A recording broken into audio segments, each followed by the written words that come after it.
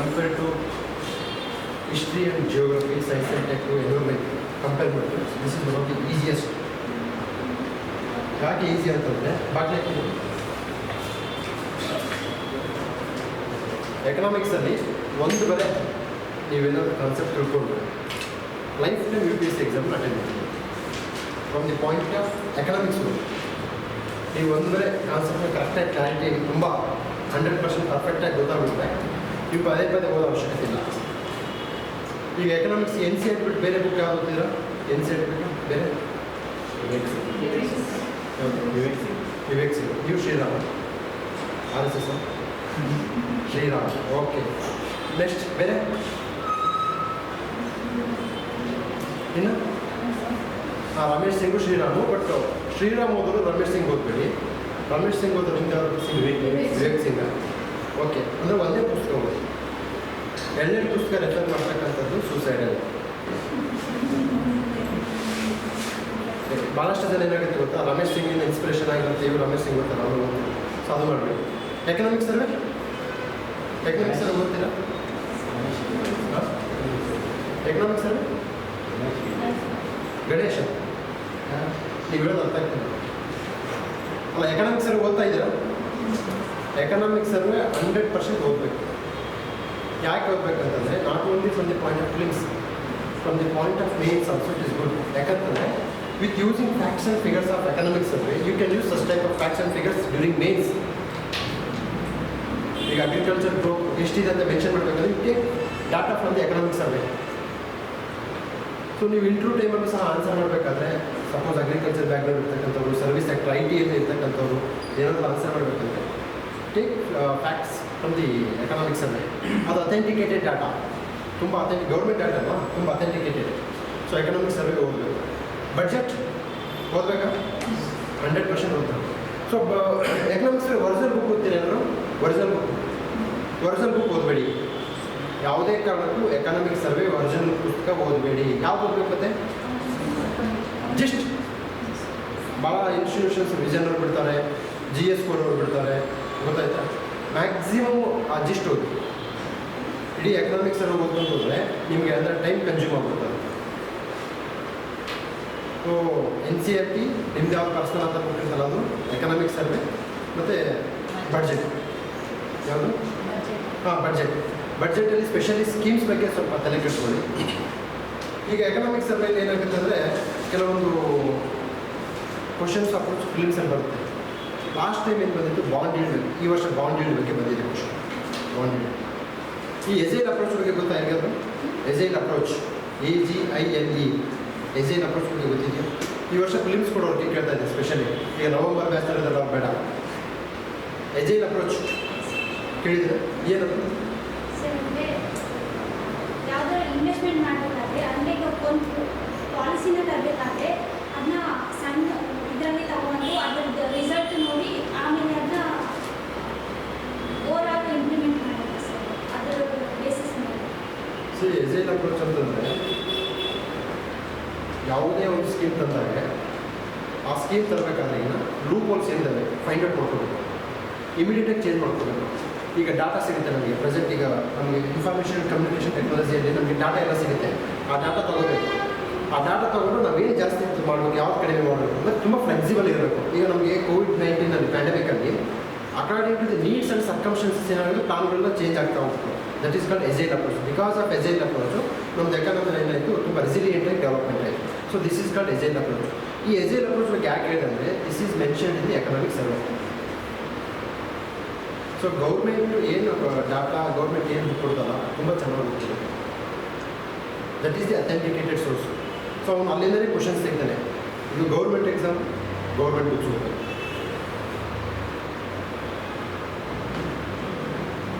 Okay, first question. The money multiplier in an economy increases with which one of the following? So ಇದು answer ಇರಲಿ. What is the inference of this question? ಜೋರಾಗಿ ಹೇಳಬೇಕು. Banking. Okay, fine. ಬೇರೆ? Money circulation of money. That is also true. ಇದು monetary policy ಬರುತ್ತೆ. Okay, ಅದಕ್ಕಿಂತ ಮುಂಚೆ ಇವೆಲ್ಲ ಹೇಳ್ಬೋದು. ಈಗ ಕ್ವಶನ್ ಸೇಮ್ ಕ್ವಶನ್ 2019 ಅಪಿಯರ್ ಆಗಿದೆ ಅಲ್ವಾ? ಅಂದರೆ ಯಾರು ಸೀರಿಯಸ್ ಆಗಿ 2019 ಕ್ವಶನ್ ಪೇಪರ್ ಓದ್ಕೊಂಡಿರ್ತಾರೆ ಅವರು 100% ಹೇಳಿದ್ರು. 2019 ಕ್ವಶನ್ ಪೇಪರ್ ಓದೋದ್ರಿಂದ ಅಟೆಂಡ್ ಮಾಡಲ್ಲ ಅಂತ ಹೇಳ್ತಾ ಇಲ್ಲ ನಾನು. ನನ್ನ ಪಾಯಿಂಟ್ ಏನಂತಂದರೆ, ಎಸ್, ಪ್ರೀವಿಯಸ್ ಇಯರ್ ಕ್ವಶನ್ ಪೇಪರ್ನ ಸೀರಿಯಸ್ ಆಗಿ ನೋಡಿ. ಭಾಳಷ್ಟು ಜನ ನಿಮಗೆಲ್ಲ ಹೇಳಿದ್ದಾರೆ ಪ್ರೀವಿಯಸ್ ಇಯರ್ ಕ್ವಶನ್ ಪೇಪರ್ ನೋಡಿ ಅಂತ. But you should analyse it, you should do some research work over that. So research ಅಂತಂದರೆ 100% ನೀವೇನು ಹೇಳಿದ್ರೆ that is true. Monetary policy, fiscal policy, ತದನಂತರದಲ್ಲಿ ನಮ್ಮ ಎಕ್ಸ್ಟರ್ನಲ್ ಟ್ರೇಡು, ಇವೆಲ್ಲವೂ ಭಾಳ ಇಂಪಾರ್ಟೆಂಟ್, ಅದರಲ್ಲಿ ಡೌಟೇ ಇಲ್ಲ. ಬಟ್ ಅದ್ರ ಜೊತೆಗೆ ಏನಪ್ಪ ಅಂತಂದರೆ ನೇರವಾಗಿ ನನಗೇನು ಬೇಕು, ನೇರವಾಗಿ ಈ ಕ್ವಶನ್ ಬೇಕಂದ್ರೆ ಇದು ಅವ್ರು 2019 ಯಾರು ಈ ಕ್ವಶನ್ ಓದಿರ್ತಾರೋ ಅವ್ರು 100% ಯಾವುದೇ ಡೌಟ್ ಇಲ್ಲ, ಡೌಟ್ ಅಂದರೆ ಅಟೆಂಡ್ ಮಾಡ್ಬೋದು. ಸಂದರ್ಭದಲ್ಲಿ ಇಲ್ಲ ಆನ್ಸರ್ ಏನಕ್ಕೆ ಯಾವುದು C. Okay, so option A ಮತ್ತು ಬಿ ಏನು ಹೇಳುತ್ತೆ? What is the difference?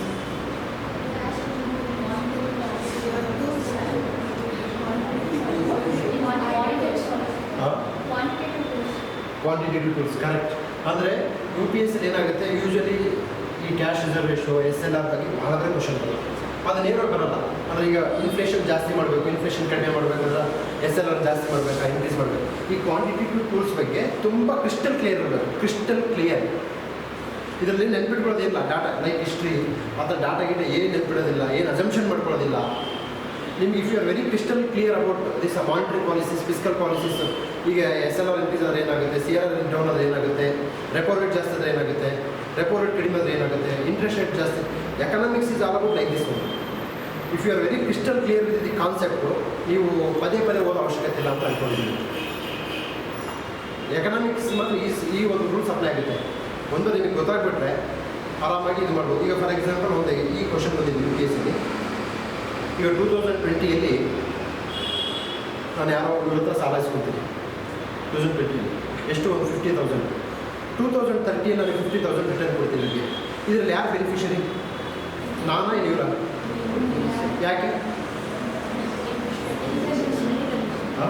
ಅಲ್ಲ, ವಿತೌಟ್ ನೋ ಇಂಟ್ರೆಸ್ಟ್ ನಮ್ಮದು, ಬರೀ ಚಾರಿಟಬಲ್ ಟ್ರಸ್ಟ್ ಅವ್ರು ಆ್ಯಕ್ಚುಲಿ. ಈಗ ಅವರು ಚಾರಿಟಬಲ್ ಟ್ರಸ್ಟ್ ಏನು ಇಂಟ್ರೆಸ್ಟ್ ಏನಿಲ್ಲ, ಜನರಲ್ ಆಗಿ ಸುಮ್ಮನೆ ಇದು ಕ್ವಶನ್ ಅಪಿಯರ್ ಆಗಿದೆ. ಅಂದರೆ ಹೆಂಗೆ ನೋಡಿ, UPSC ಅವರು ನೇರವಾಗಿ ಕೇಳೋದ್ರೆ ಕಾನ್ಸೆಪ್ಟ್ ರೇಟ್ ಒಂದು ಯಾವ ಸಿನೇರಿಯೋ ಕ್ರಿಯೇಟ್ ಮಾಡ್ತಾರೆ. ಈಗ ಅವ್ರು ನನಗೆ 50,000 ಕೊಟ್ಟಿದ್ದಾರೆ, ಗೊತ್ತಾಯ್ತಾ? ನಾನು ಅವ್ರಿಗೆ 50,000 ಕೊಡ್ತೀನಿ, ಯಾವಾಗ 10 years ಬಿಟ್ಟು ಕೊಡ್ತೀನಿ. ಬೆನಿಫಿಷರಿ ನಾನೇ ಆಗ್ಬಿಡ್ತೀನಿ. ಏನಕ್ಕೆ ನಾನು ಬೆನಿಫಿಷರಿ ಆಗ್ತೀನಿ? Yes, correct, inflation. ಈಗ ಮಾನಿಟರಿ ವ್ಯಾಲ್ಯೂ ಏನಾಗುತ್ತೆ, ಜಾಸ್ತಿ ಆಗ್ತಂತ ಹೋಗುತ್ತೆ, ಗೊತ್ತಾಯ್ತಾ? ಆವಾಗ ₹1 ಇದ್ದು ಈಗ ₹1 ಇದ್ದು 10 ಪೈಸೆಗೆ ಬಂದಿದೆ. ಇದನ್ನು ಅವ್ರು ಥಿಂಕ್ ಮಾಡ್ತಾರೆ. ಇದರಲ್ಲಿ ಯಾರು ಬೆನಿಫಿಷರಿ ಅಂತ ಕೇಳ್ತಾರೆ. ಇದು ಎಕನಾಮಿಕ್ಸ್ ರಿಲೇಟೆಡ್ ಇಲ್ಲ ಅಂತಂದರೆ ಇದು economics concept. Inflation is the most important topic. ಇನ್ಫ್ಲೇಷನ್ ಮೇಲೆ ಪ್ರತಿ ವರ್ಷವೂ ಕ್ವಶನ್ ಬರುತ್ತೆ. ಸೊ ಇದಕ್ಕೆ ನೀವು ಶ್ರೀರಾಮ್ ಬುಕ್ ಓದಬೇಕು, NCERT ಬುಕ್ಸ್ ಓದಬೇಕಂತ ಏನಿಲ್ಲ. ಬಟ್ ನಿಮಗೆ ಕಾನ್ಸೆಪ್ಟ್ ಕ್ಲಾರಿಟಿ ಇರಬೇಕು, ಕ್ರಿಸ್ಟಲ್ ಕ್ಲಿಯರ್ ಆಗಿರುತ್ತೆ concept. Then only it is easy for you. So ನೋಡಿ, ನಿಮಗೆ CRR ಇಂಪಾರ್ಟೆಂಟು, SLR ಇಂಪಾರ್ಟೆಂಟ್. ಈ ಒಂದು ಆಪ್ಷನ್ ಪದೇ ಪದೇ ಬರ್ತಾ ಇರುತ್ತೆ.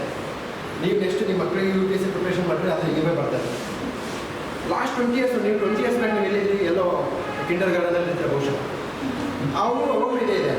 ನೀವು ಯಾಕಂದ್ರೆ ನಿಮಗೆಲ್ಲ ಕ್ವಶನ್ ಬ್ಯಾಂಕ್ ಓಪನ್ ಅಲ್ವಾ, ನಿಮ್ಗೆ ಏನು ಸುಮ್ಮನೆ ಎಕ್ಸಾಜರೇಷನ್ ಥರ ಇರೋದೇ ಇಲ್ಲ. ನೀವು 20 years ಬ್ಯಾಕ್ ಹೋಗಿ ಅವೇ ಕ್ವಶನ್ಸ್ ಇದೆ. With reference to the Indian economy, dependent inflation can be caused or increased by which one of the following. So, what is the influence of this question? Inflation. First. What is this answer? Answer is again?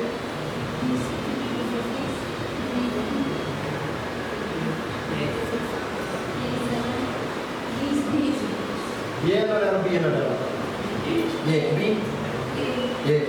Okay. With reference to demandful inflation ಅಂತಂದ್ರೆ demandful. There are two type of inflation. Demandful ಒಂದು ಮತ್ತೆ ಇನ್ನೊಂದು cost push. Good. So demandful ಅಂತಂದ್ರೆ ಇಲ್ಲ expansion policies ಅಲ್ಲಿ ಏನಾಗುತ್ತೆ, ಹಣ ಹೋಗುತ್ತೆ, ಹಣ ಬರುತ್ತಾ, ಗೌರ್ಮೆಂಟ್ ಹಣ ಹೋಗುತ್ತಾ. ಎಸ್. ಫಿಸ್ಕಲ್ ಸ್ಟಿಮ್ಯುಲಸ್ ಸರ್ಕಾರ ಏನು ಮಾಡುತ್ತೆ, ಫಿಸ್ಕಲ್ ಸ್ಟಿಮ್ಯುಲಸ್ ಮಾಡುತ್ತೆ. ಅಂದರೆ ಇದ್ರೆ what is meaning by inflation? ಹೇಳಿ ಬನ್ನಿ ಹೇಳಿ. What is meaning by inflation? Increase of money. increasing supply of money.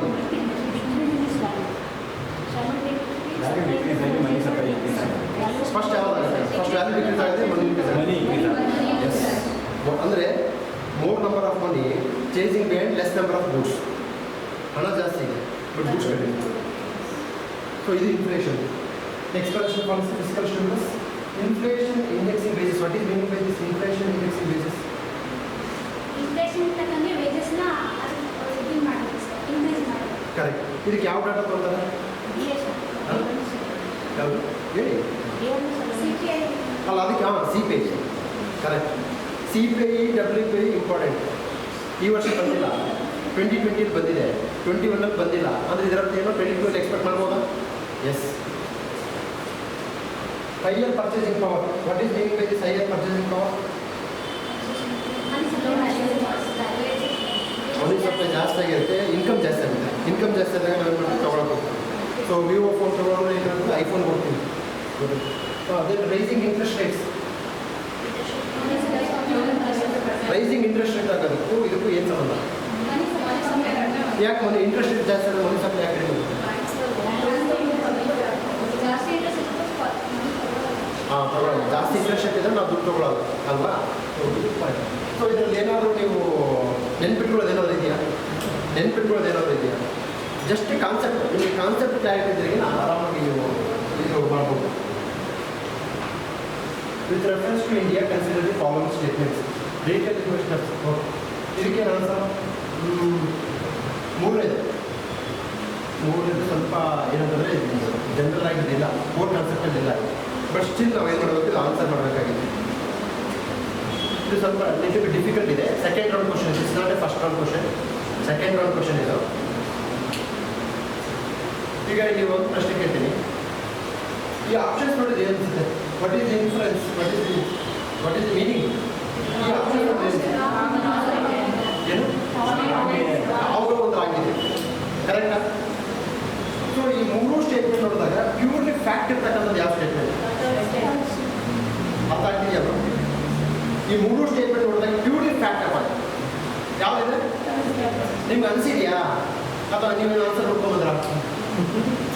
So ಅದು ಇಂಪಾರ್ಟೆಂಟ್. ಈಗ ಅಲ್ಟಿಮೇಟ್ಲಿ ನೀವು ಯಾರು ನೀವು ಸ್ಯಾಟಿಸ್ಫೈ ಮಾಡಬೇಕು, ನೀವು ಸ್ಯಾಟಿಸ್ಫೈ ಮಾಡಬೇಕು. ನನ್ನ ಸ್ಯಾಟಿಸ್ಫೈ ಮಾಡಿದ್ರೆ ಏನು ಲಾಭ ಇಲ್ಲ. ಕರೆಕ್ಟಾ? ಥರ್ಡ್ ಸ್ಟೇಟ್ಮೆಂಟ್ ಫ್ಯಾಕ್ಟ್ ಅನಿಸ್ತಾ ಇದೆಯಲ್ಲ? ಥರ್ಡ್ ಸ್ಟೇಟ್ಮೆಂಟ್ ಅಲ್ಲ, ನೀವು ಯಾವುದೇ ಥರ ಇಂಥ ಸ್ಟೇಟ್ಮೆಂಟ್ ನೋಡಿ ಆಲ್ಮೋಸ್ಟ್ ಆಗಿರ್ತಾರೆ. ನಿಮಗೆ ಎಕ್ಸಾಂಪಲ್ ಎನ್ವಿರಾನ್ಮೆಂಟಲ್ ಬರ್ತೀನಿ. ಯಾವುದೋ ಈಗ carbon initiative, this initiative jointly promoted by world bank, IMF, WTO ಅಂತ ಕೊಡ್ತಾರೆ. ಅದರಲ್ಲಿ 100% ಆಗಿರುತ್ತೆ. ಇರುತ್ತಲ್ರಿ? ನೋಡಿದ್ರೆ ಕ್ವಶನ್ ಪೇಪರ್ 100% ಆಗಿರುತ್ತೆ. I am very sure. So ಈ ಜಾಯಿಂಟ್ಲಿ ಪ್ರಮೋಟಿಂಗ್ ರಿಮೋಟಿಂಗ್ ಇರ್ತಾರಲ್ಲ, ಅಲ್ಲಿ ಯಾಕಂದ್ರೆ ಆರಾಮ್ ಚೇಂಜ್ ಮಾಡ್ತಿದೆ. ಆ್ಯಕ್ಚುಲಿ ಇಲ್ಲಿ ರಿಸರ್ವ್ ಬ್ಯಾಂಕ್ ಬರಲ್ಲ, ಓನ್ಲಿ ಬಾಂಬೆ ಸ್ಟಾಕ್ ಎಕ್ಸ್ಚೇಂಜ್ ಬರುತ್ತೆ. ಸೊ ಇದು ತೆಗೆದಾಗ 100% ನಿಮಗೆ ಏನಾಗುತ್ತೆ? ಆನ್ಸರ್ ಬರುತ್ತೆ. ಸೊ ಇಲ್ಲಿ 3 ತೆಗೆದು ಎಷ್ಟು ಉಳಿತೆ? 8 ಉಳಿತೆ. ಸೊ 8 ಉಳಿದಾಗ ಏನು ಮೀನಿಂಗ್ ಇದೆ? ಒಂದು ಆಟೋಮೆಟಿಕ್ಲಿ ರೈಟ್ ಆಗುತ್ತೆ. So second correct, second statement is true. So ಇದು ಏನಪ್ಪ ಅಂತಂದರೆ, ನೀವು ಯಾವಾಗ ನಾನು ಹೇಳೋದಲ್ಲ, 45 ಕ್ವಶನ್ ಕರೆಕ್ಟಾಗಿ ಮಾಡಿದ್ರಿ, ಇನ್ನು 5 ಕ್ವಶನಲ್ಲಿ ನೀವು ಫೇಲ್ ಆಗೋ ಚಾನ್ಸ್ ಇರ್ತಲ್ಲ. ಸೊ ಇಂಥ ಕ್ವಶನ್ಸ್ ನೀವು ಸುಮ್ಮನೆ ಯಾವುದೋ ಬ್ಲೈಂಡ್ ಗೆಸ್ ಮಾಡಿದೆ ಈ ಥರ. This is the called tone, this is called approach, this is called mind set ಅಂತ. UPSC ನಾನೀಗ ಒಂದು ಲಾಸ್ಟ್ 3 ಕ್ಲಾಸ್ ಹೇಳ್ತೀನಿ, ಎಲ್ಲೆಲ್ಲಿ ಫ್ಯಾಕ್ಟ್ಸ್ ಇರುತ್ತೆ try to look into this. So facts ಎಲ್ಲೆಲ್ಲಿರುತ್ತೆ ಮತ್ತು ಕೆಳಗಡೆ ನೋಡ್ಬೇಕು. ನೀವು ಕೆಳಗಡೆ ನೋಡಿದ್ರೆ ಒಂದು ಐಡಿಯಾ ಬರುತ್ತೆ. ಸಪೋಸ್ ಇದು 1, 2, 3 ಕೊಟ್ಬಿಟ್ಟಿದ್ರೆ ಡೆಫಿನೆಟ್ಲಿ ಕಷ್ಟ. ನಾನು ಹೇಳಿದ್ರೆ ಇದು second round question, this is not first round question, this is second round question. ಫಸ್ಟೇ ಸ್ಟೇಟ್ಮೆಂಟ್ ನೋಡಿದ್ರೆ ಏನು ಅನ್ಸುತ್ತೆ? ಅದು ಮಾಡರೇಟ್ ಅನ್ಸಿದೆಯಾ, ಎಕ್ಸ್ಟ್ರೀಮ್ ಅನ್ಸಿದೆಯಾ? ಫಸ್ಟ್ ಸ್ಟೇಟ್ಮೆಂಟ್ ಇದರಲ್ಲಿ ಫಸ್ಟ್ ಸ್ಟೇಟ್ಮೆಂಟ್ ಮಾಡರೇಟ್ ಆಗಿದೆ. ನೀವು ಯಾವಾಗ ಥರ್ಡ್ ಸ್ಟೇಟ್ಮೆಂಟ್ ಪ್ರಾಬ್ಲಮ್ ಗೊತ್ತಾಗುತ್ತೆ, ನೀವು ಆಟೋಮೆಟಿಕ್ಲಿ ಒಂದು ರೈಟ್ ಆಗುತ್ತೆ. ಸೊ ಈ ಥರ ಸ್ವಲ್ಪ ಮೈಂಡ್ ಸೆಟ್ ಬೆಳೆಸ್ಕೊಳ್ತೀವಿ. ಎಲ್ಲೆಲ್ಲಿ ನಮ್ಮನ್ನು ಮಿಸ್ಗೈಡ್ ಮಾಡ್ತಾನೆ ಅಂತಂದರೆ ಫ್ಯಾಕ್ಟ್ಸ್ ಇರೋದೇ ನಮ್ಮನ್ನು ಮಿಸ್ಗೈಡ್ ಮಾಡೋದು. ಒಪಿನಿಯನ್ಸು ಮಾಡರೇಟ್ ಸ್ಟೇಟ್ಮೆಂಟಲ್ಲಿ ಮ್ಯಾಕ್ಸಿಮಮ್ ನಮ್ಮನ್ನು ಅವಾಯ್ಡ್ ಮಾಡ್ತಾನೆ. ಫೋರ್ತ್, ಇದು ಯಾವ ಕ್ವಶನ್? ಫೋರ್ತಲ್ಲಿ ಯಾವ? What is influence of this question? Functions of RBI. Most important. RBI related ಎಷ್ಟು ಡಿಗ್ ಮಾಡ್ತಾರೆ ಅಷ್ಟು ಮಾಡಿ. ಫಾರ್ ಎಕ್ಸಾಂಪಲ್ RBI ಯಾವುದೋ ಹೊಸ ಸ್ಕೀಮ್ ಬರುತ್ತೆ, ಹೊಸ ಟರ್ಮ್ ಕೊಡ್ತಾರೆ RBI ನಾವು ಹಿಂದೂ ಪೇಪರ್ ಬರುತ್ತೆ. ಆ ಟರ್ಮ್ ಚೆನ್ನಾಗಿ ನೆನಪಿಟ್ಕೊಳ್ಳಿ. So R B I related question ಬಂದಾಗ ಇದೇನಿದೆ ನಾನು ಹೇಳಿದೆ ಈಸಿ ಕ್ವಶನ್ ಇದನ್ನೇನು ತೊಂದರೆ ಇಲ್ಲ. ಫಸ್ಟ್ನೇ ಆಪ್ಷನ್ ರೈಟ್ ನಾನು ಫಸ್ಟ್ನೇ ಸ್ಟೇಟ್ಮೆಂಟ್ ಯಾಕೆ ಸರ್ ಡೈರೆಕ್ಟ್ ಆಗಿ ಲೋನ್ಸ್ನ ಆರ್ಬಿಐ ಕೊಡಲ್ಲ ಟು ದ ಬ್ಯಾಂಕ್ಸ್ ಇಲ್ಲ ನೋಡಿ ಫಸ್ಟ್ ಸ್ಟೇಟ್ಮೆಂಟ್ ರೈಟ್ ಇದೆಯಾ lending to trade and industry bodies when they fail to borrow from others. Is it right? Wrong sir direct ಆಗಿ RBI lenders loan ಕೊಡಲ್ಲ sir to the banks unsecured ಅಲ್ಲಿ direct ಆಗಿ ಅಂತ ಹೇಳಿದ್ದಾರೆ direct ಆಗಿ ಅಂತ ಹೇಳಿದವರು ಅದು lending to the traders and industries ಅಂತ ಹೇಳಿದ್ರು Lending indirectly ಡೈರೆಕ್ಟ್ ಆಗಿ ಕೊಡಲ್ಲ ಸರ್. ಫಸ್ಟ್ ಆಫ್ ಆಲ್ ಏನು ಗೊತ್ತಾ ದಟ್ ಈಸ್ ರಾಂಗ್ ಆ್ಯಕ್ಚುಲಿ ಈ ಸ್ಟೇಟ್ಮೆಂಟ್ ಪ್ಯೂರ್ಲಿ ರಾಂಗ್ ಇದೆ. ಏನು ಗೊತ್ತಾ ಟ್ರೇಡ್ ಆ್ಯಂಡ್ ಇಂಡಸ್ಟ್ರಿ ಬಾಡೀಸ್ಗೆ ದುಡ್ಡೇ ಕೊಡಲ್ಲ ಡೈರೆಕ್ಟ್ ಇಲ್ಲ ಇಂಡೈರೆಕ್ಟ್ ಇಲ್ಲ. C lender of last resort ಅಂತಂದ್ರೆ ಈಗ only scheduled commercial banks not any other commercial banks only scheduled commercial ಬ್ಯಾಂಕ್ಸಿಗೆ ಮಾತ್ರ ಕೊಡುತ್ತೆ. ಯಾರೋ ಈಗ ನೀವು ಯಾವುದೋ ಒಂದು ಅಕ್ಕ ಕಡೆ ಅಕ್ಕ ಬ್ಯಾಂಕ್ ಅಂತ ಕೊಟ್ಟರೆ ಅದು ಕೊಡಲ್ಲ. ಶೆಡ್ಯೂಲ್ಡ್ ಕಮರ್ಷಿಯಲ್ ಬ್ಯಾಂಕ್ಸ್ ಅಂತವಲ್ಲ ಅವ್ರಿಗೆ ಮಾತ್ರ ಕೊಡುತ್ತೆ. ಟ್ರೇಡ್ ಆ್ಯಂಡ್ ಇಂಡಸ್ಟ್ರಿ ಕೊಡೋದೇ ಇಲ್ಲ. ಸೊ ಅದಕ್ಕೆ ಫಸ್ಟ್ ಸ್ಟೇಟ್ಮೆಂಟ್ ಮಾಡಿದೆ providing liquidity to the banks having temporary crisis this is true. So second statement right ಆಗಿದೆ B. But lending to governments to finance budget deficit ಇದು ಬರಲ್ಲ. ಬಟ್ ಇದು ಬರೋದು important ಅಲ್ಲ.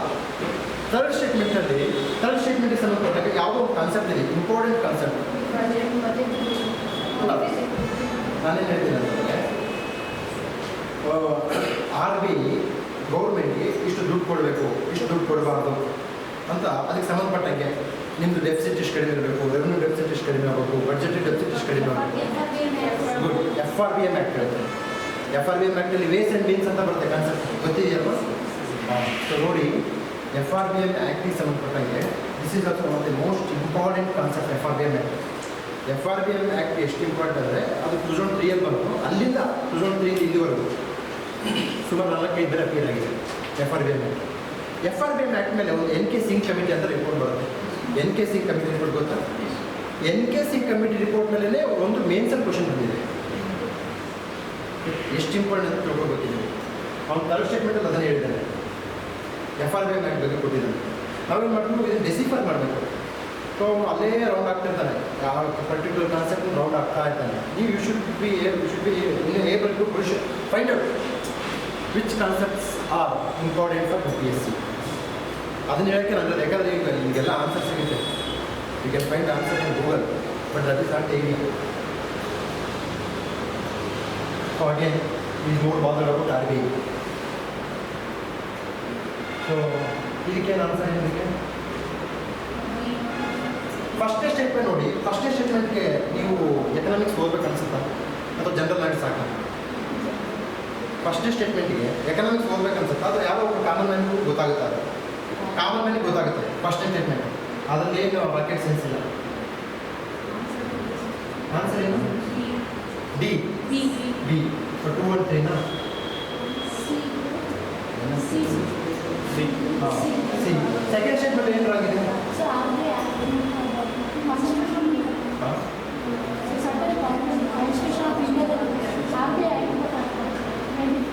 ಓಕೆ ಎಲ್ಲಿದೆ ಅದು ಸರ್ಟನ್ ಪ್ರಾವಿಷನ್ಸ್ ಇದೆಯಲ್ಲ ಯಾವ್ದು ಆರ್ಟಿಕಲ್ ಇದೆ? ಸೆಕೆಂಡ್ ಸ್ಟೇಟ್ಮೆಂಟಲ್ಲಿ ಏನು ಹೇಳಿದ್ರೆ ಸರ್ಟನ್ ಪ್ರಾವಿಷನ್ಸ್ ಇದೆ. ಸೆಕೆಂಡ್ ಸ್ಟೇಟ್ಮೆಂಟ್ ರೈಟ್ ರಾಂಗ ಬಿಡಿ. ಸೊ ಸೆಕೆಂಡ್ ಸ್ಟೇಟ್ಮೆಂಟ್ ಏನಾಗಬೇಕಿತ್ತು ಏನು ರಾಂಗ್ ಇದೆ ಅಲ್ಲಿ? ಕಾನ್ಸ್ಟಿಟ್ಯೂಷನ್ ಇದೆಯಲ್ಲ ಅದು ರಾಂಗ್. ಸಪೋಸ್ ಕಾನ್ಸ್ಟಿಟ್ಯೂಷನ್ ಇರೋದು RBI ಆ್ಯಕ್ಟ್ 1934 ಇದ್ದರೆ ರೈಟ್ ಆಗ್ತದೆ. ಸೊ ಇಲ್ಲಿ ಕಾನ್ಸ್ಟಿಟ್ಯೂಷನ್ ಅಂತ ಇದೆಯಲ್ಲ ಈ ವರ್ಡ್ ಕೂಡ ನಿಮ್ಗೆ ಗೊತ್ತಾಗುತ್ತೆ. The government of the RBI draws is power from the RBI. ಇದು ಈಸಿ ಫಸ್ಟ್ ರೌಂಡಲ್ಲೇ ಮುಗಿಸ್ಕೊಂಡು ಹೋಗ್ತಿರ್ಬೇಕು.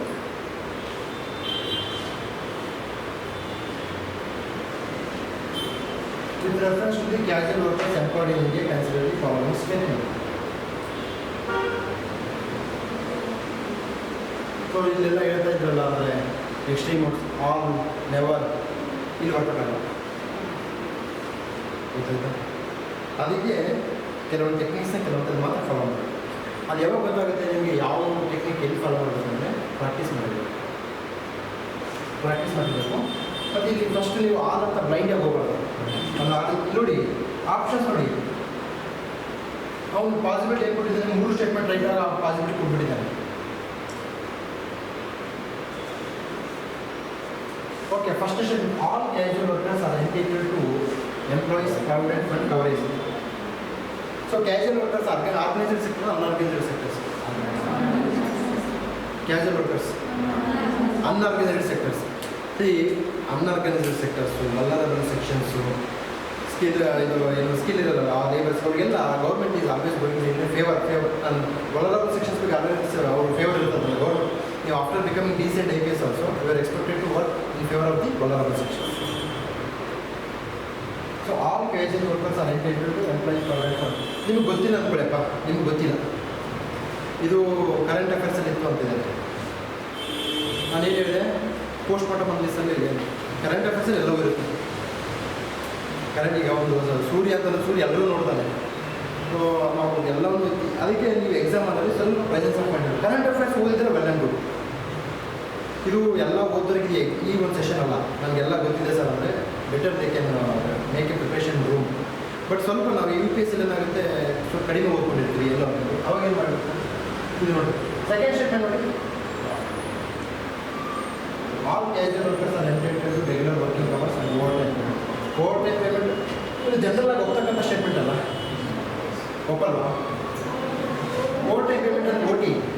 ನೀವು ಎಲ್ಲರೂ ಯಾವುದೇ ಫ್ಯಾಕ್ಟ್ರೀಸಲ್ಲಿ ಹೋಗಿ ಆ್ಯಕ್ಚುಲಿ OT ಇದೆ, ಓವರ್ ಟೈಮ್ ಪೇಮೆಂಟ್ ಇದೆ. That is a part of labour laws. ಈಗ women and men wage same ಇದೆ, ಬಟ್ ಅನ್ಆರ್ಗನೈಸ್ಡ್ ಸೆಕ್ಟರ್ ಸೇಮ್ ಇಲ್ಲ. That is different story. But legally it is there. Over time payment ನೀವು ಕೊಡ್ತೀವಿ ಬಿಡ್ತದೆ, that is secondary, but legally is there. So second statement ನೋಡಿದ್ರೆ ನಿಮ್ಗೆ ಏನಾದರೂ ಅಂದರೆ ಇದಕ್ಕೆ ತುಂಬ ಬ್ರಹ್ಮಜ್ಞಾನ ಬೇಕನ್ಸುತ್ತಾ, ವೇದಗಳ ಜ್ಞಾನ ಬೇಕನ್ಸುತ್ತಾ? ಸೆಕೆಂಡ್ ಟೈಮ್ ನೀವು ಸೆಕೆಂಡ್ ಸ್ಟೇಟ್ಮೆಂಟ್ ನೋಡಿದ್ರೆ ಒಪ್ಕೋಬೋದು ಅನ್ಸುತ್ತೆ. The government can by notification specify that an establishment or industry shall pay wages only to its bank account. ಇದು ಮಾಡ್ಬೋದಾ? ಇದರಲ್ಲಿ ಮಾಡ್ರೇಟ್ ಅಂತ ಎಕ್ಸ್ಟ್ರೀಮ್ ಓಡಿಸಿದೆ. ಏನಿದೆ ಮಾಡ್ರೇಟ್ ಒಂದಿದೆ, ಎಕ್ಸ್ಟ್ರೀಮ್ ಒಂದಿದೆ, ಓನ್ಲಿ ಇದೆ. ಮಾಡ್ರೇಟ್ ಏನಿದೆ? ಕ್ಯಾನ್. ಎಸ್, ಕ್ಯಾನ್ ಇದೆ. The government can. ಸೊ ಗೌರ್ಮೆಂಟ್ಗೆ ಏನಾದರೂ ರಿಸ್ಟ್ರಿಕ್ಷನ್ ಹಾಕಬೇಕಾಗುತ್ತೆ, ನಾವು ರಿಸ್ಟ್ರಿಕ್ಷನ್ಸ್ ಹಾಕೋಕ್ಕಾಗಲ್ಲ. First of all through bank account ಏನಕ್ಕೆ ಮಾಡ್ತಾರೆ ಅಂದರೆ usually why government always bother about bank account. You do investment or you do transaction through bank account. Why it is so? ಏನು financial inclusion. Okay, ಒಂದು that is also true. ಇದೆ ಅದು okay. ಬೇರೆ actually ನೋಡಿ ಏನಾಗ್ತಾರೆ, establishment ಬಗ್ಗೆ ಮಾತಾಡ್ತಾರೆ, industry ಬಗ್ಗೆ ಮಾತಾಡ್ತಾರೆ. ಇಂಡಸ್ಟ್ರೀಸ್ ಏನು ಮಾಡ್ತಾರೆ, sometimes they give wrong data. For example ಅವ್ರದ್ದು 50 crores ಟ್ರಾನ್ಸಾಕ್ಷನ್ಸ್ ಆಗಿರುತ್ತೆ, ಅವ್ರು 5 crores ಅಂತ ಹೇಳ್ತಾರೆ. ಅಲ್ಲೇನಾಗುತ್ತೆ, ಏನಕ್ಕೆ ಅವ್ರು 5 crores ಅಂತ ಹೇಳ್ತಾರೆ? What is their intention? To avoid tax ಅಷ್ಟೇ. So the government can, yes it is possible. ಓಕೆನಾ? Notify specify that establishment or industry shall pay wages only to bank accounts. ಅಂದರೆ ನಿಮ್ಮಲ್ಲಿ ವರ್ಕರ್ಸ್ ಎಷ್ಟಿದ್ದಾರೆ, ಇವಾಗ ಸೋಷಿಯಲ್ ಬೆನಿಫಿಟ್ ಹೋಗಬೇಕು, financial inclusion ಆಗಬೇಕಂದ್ರೆ possibility ಇದೆ. So ನಾವು ಇದನ್ನು 1 2 3 ಕೊಟ್ಟಿದ್ದಾರೆ, better we can go for 1 2 3. ಇದು ಎಲ್ಲಿ ಅಂದರೆ ನೀವು ಎಲ್ಲಿ ಸಿಗಲ್ಲ, ಈ ಸ್ಟ್ಯಾಂಡರ್ಡ್ ಬುಕ್ಸಲ್ಲಿ ಎಲ್ಲೂ ಇಲ್ಲ. ಸೊ ಅವಶ್ಯ ಕರೆಂಟ್ ಅಫೇರ್ಸ್ ಇದ್ದರೆ ಕಾಮನ್ ಸೆನ್ಸ್ ಥಿಂಕ್ ಮಾಡಬೇಕು.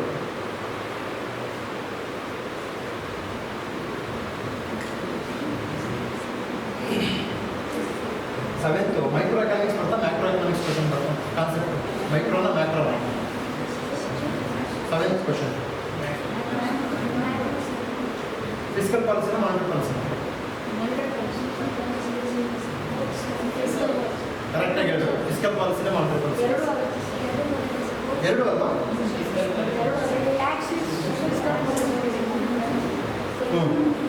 ಸೊ ಈಗ ಮ್ಯಾಕ್ರೋ ಎಕನಾಮಿಕ್ ಕಂಟ್ರೋಲ್ ಯೂಶಲಿ ಯಾರು ಗೌರ್ಮೆಂಟ್ಗೆ ಆಗಿರುತ್ತೆ, ಆರ್ ಬಿ ಕಂಟ್ರೋಲ್ ಇರುತ್ತೆ ಮ್ಯಾಕ್ಸಿಮಮ್. ಗೌರ್ಮೆಂಟ್ ಏನಿರುತ್ತೆ ಮ್ಯಾಕ್ಸಿಮಮ್. ಈಗ ಫಿಸ್ಕಲ್ ಸ್ಟಿಮ್ಯುಲಸ್ ಮಾಡ್ತಕ್ಕಂಥದ್ದು ಅವರಲ್ವಾ. ಈಗ ನರೇಗಾ ಸ್ಕೀಮ್ ಇದೆ, ನೆಕ್ಸ್ಟು ಬೇರೆ ಬೇರೆ ಸ್ಕೀಮ್ಸ್ ಏನಿದಾವಲ್ಲ, ಮ್ಯಾಕ್ಸಿಮಮ್ ಔಟ್ ಕಂಟ್ರೋಲ್ ಇರುತ್ತೆ. ಸೊ ಇದು ಮ್ಯಾಕ್ರೋ ಎಕನಾಮಿಕ್ ಕಾನ್ಸೆಪ್ಟು. ಇದರಲ್ಲಿ ನೀವು ಅದೇ ಹೇಳ್ತೀನಲ್ಲ, ಪ್ಯೂರ್ಲಿ ನಾವು ಕಾನ್ಸೆಪ್ಟ್ ಗೊತ್ತಿದ್ರೆ ಮಾತ್ರ ಇದು ಆನ್ಸರ್ ಮಾಡೋಕ್ಕಾಗುತ್ತೆ. ನೀವೇನಾದರೂ ಬಾಯ್ ಅಟ್ಯಾಕ್ ಮಾಡಿದ್ರೆ ಅವೆಲ್ಲ ಏನು ವರ್ಕೌಟ್ ಆಗಲ್ಲ. What is meaning by recession? Slow down off economy. So slow down off economy ಅಂದರೆ ಏನು ಮಾಡೋದು?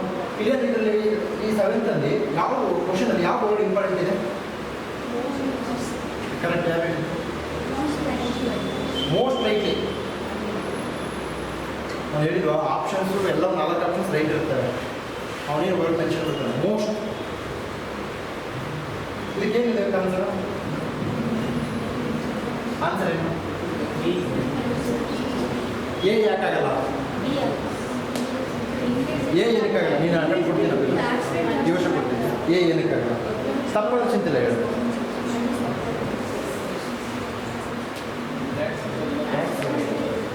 ಕಟ್ಟಿಂಗ್ ಟ್ಯಾಕ್ಸ್ ರೇಟ್ಸ್ ಗುಡ್ ಅಲ್ವಾ? ಟ್ಯಾಕ್ಸ್ ರೇಟ್ ಕಡಿಮೆ ಅಂದ್ರೆ ವೆಲ್ ಗುಡ್ ಅಲ್ವಾ? Increase in interest rate. So increase in interest rate ಆದರೆ ಏನಾಗುತ್ತೆ? ನಾವು ಲೋನ್ ತೊಗೊಳ್ಳಲ್ಲ. ಫೈನ್. ಸೆಕೆಂಡ್ ಸಿ ಇದೆಯಲ್ಲ, ಅದೇ ಯಾಕಾಗಲ್ಲ? ಬರಲ್ಲ. ಟ್ಯಾಕ್ಸ್ ರೇಟ್ ಜಾಸ್ತಿ ಮಾಡಿದರೆ ಅಂದರೆ ಇನ್ವೆಸ್ಟ್ಮೆಂಟ್ ಮಾಡೋಕ್ಕೆ ಯಾರೂ ಬರಲ್ಲ. ಫಾರಿನ್ನಿಂದ ಎಫ್ ಡಿ ಬರಲ್ಲ, ಏನು ಬರಲ್ಲ. ಫೋರ್ತ್ ಯಾಕಾಗಲ್ಲ? ಎಕ್ಸ್ಪೆಂಡಿಚರ್ ಕಡಿಮೆ ಅಂದರೆ ಏನಾಗುತ್ತೆ? ಮನಿ ಸಪ್ಲೈ ಕಡಿಮೆ ಆಗುತ್ತೆ. ಮನಿ ಸಪ್ಲೈ ಕಡಿಮೆ ಅಂದರೆ ಏನಾಗುತ್ತೆ? ರಿಡಕ್ಷನ್ ಆಫ್ ಎಕ್ಸ್ಪೆಂಡಿಚರ್ ಕಡಿಮೆ ಮಾಡಿದ್ರೆ ಯಾವುದೇ ಹೊಸ ಪ್ರಾಜೆಕ್ಟ್ ತೊಗೊಳಕ್ಕಾಗಲ್ಲ. ಹೊಸ ಪ್ರಾಜೆಕ್ಟ್ ತೊಗೊಳಕ್ಕಾಗಂದರೆ ಎಂಪ್ಲಾಯ್ಮೆಂಟ್ ಸ್ಟಾರ್ಟ್ ಆಗಲ್ಲ. ಎಂಪ್ಲಾಯ್ಮೆಂಟ್ ಇಲ್ಲ ಅಂತಂದರೆ ಅವ್ನಿಗೆ ಪರ್ಚೇಸಿಂಗ್ ಪವರ್ ಇರಲ್ಲ. ಸೊ ಪರ್ಚೇಸಿಂಗ್ ಪವರ್ ಇಲ್ಲ ಅಂತಂದರೆ ಪ್ರೊಡಕ್ಷನ್ ಆಗಲ್ಲ. So link. So increasing in expenditure public projects simple. So ಇದರಲ್ಲೇನು ತಲೆ ಕೆಡಿಸೋ ಅವಶ್ಯಕತೆ ಇಲ್ಲ. ಇದು 8ನೇ ಕ್ವಶನ್ ಸಹ pure concept based question. Economics ಎಲ್ಲ ಕಾನ್ಸೆಪ್ಟ್ ಬೇಸ್ಡ್ ಕ್ವಶನ್ಸ್. ಇಲ್ಲಿ ಏನು ನೀವು ನೆನಪಿಡೋ ಅವಶ್ಯಕತೆ ಇಲ್ಲ.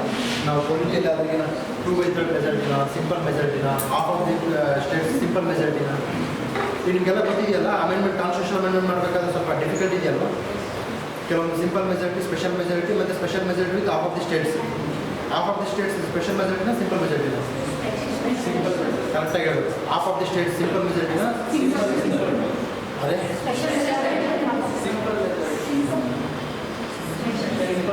ಅಂತ ದೊಡ್ಡ ಸಿಂಪಲ್ ಮೆಜಾರಿಟಿ ಮಾಡೋಕ್ಕಾಗಲ್ಲ. Half of the states with simple special. ಏನು ಡೌಟ್ ಇದೆಯಾ? ಸ್ಟೇಟ್ಸ್ದು ಸಿಂಪಲ್ ಮೆಜಾರಿಟಿ. ಬಟ್ ಹಿಂಗೆ ಮಾಡಿ ಅಂದರೆ ಅದು ಇಡೀ ನೇಷನ್ಗೆ ಇಂಪ್ಯಾಕ್ಟ್ ಆಗ್ತಕ್ಕಂಥಲ್ಲ. ಸಿಂಪಲ್ ಮೆಜಾರಿಟಿ ಪಾಸ್ ಮಾಡೋಕ್ಕಾಗಲ್ಲ. States simple majority. ಈಗ ಅಲ್ಲಿ ಸ್ಪೆಷಲ್ ಮೆಜಾರಿಟಿ ಆಯಿತು. ಸ್ಟೇಟ್ಸ್ಗೆ half of the states simple special ಅಂತ? ಸಿಂಪಲ್. ನಾವು ಹಿಂಗೆ ಎಕ್ಸಾಂಪಲ್ ಥಿಂಕ್ ಮಾಡಿದೆ. ಅದು ಇದಿರುತ್ತೆ ಸ್ಪೆಷಲ್ ಮೆಜಾರಿಟಿ ಅದು ಸಿಂಪಲ್ ಮೆಜಾರಿಟಿ. ಅಂದರೆ ಇದರರ್ಥ ಏನಂತಂದರೆ ಕ್ವಾಲಿಟಿಯಲ್ಲಿ ಇವೆಲ್ಲ ಸ್ವಲ್ಪ ಕಾನ್ಫ್ಲಿಕ್ಟ್ ಆಗುತ್ತೆ. ಫೈನಾನ್ಸ್ ಬಿಲ್ ಫಸ್ಟ್ ಬರ್ತಾ, ಅಪ್ರಾಪ್ರಿಯೇಷನ್ ಬಿಲ್ ಬರ್ತಾ, ಯಾವ್ದು ಫಸ್ಟ್ ಬರುತ್ತೆ, ಫಸ್ಟ್ ಯಾವುದು, ಇವೆಲ್ಲ ಸ್ವಲ್ಪ ಕಾನ್ಫ್ಲಿಕ್ಟ್ ಇರುತ್ತೆ. ಅವ್ನು ಕೇಳೋದೇ ಕಾನ್ಫ್ಲಿಕ್ಟ್ ಇರೋವು, ಈಸಿರೋ ಕೇಳೋದೇ ಇಲ್ಲ ಅಲ್ವಾ? ಸೊ ಇದು ಆ ಥರ ಇಲ್ಲ. ಕಾನ್ಸೆಪ್ಟ್ ಗೊತ್ತಿದ್ರೆ ಆರಾಮಾಗಿ purely concept. Consider the following statement. Other things remain unchanged. Market demand for a good might increase if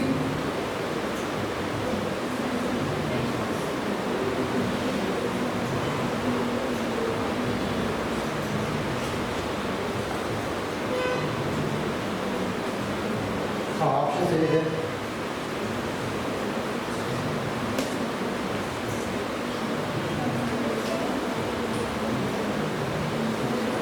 what is substitute good? Substitute goods ಬಗ್ಗೆ ಗೊತ್ತಿದೆಯಲ್ವಾ?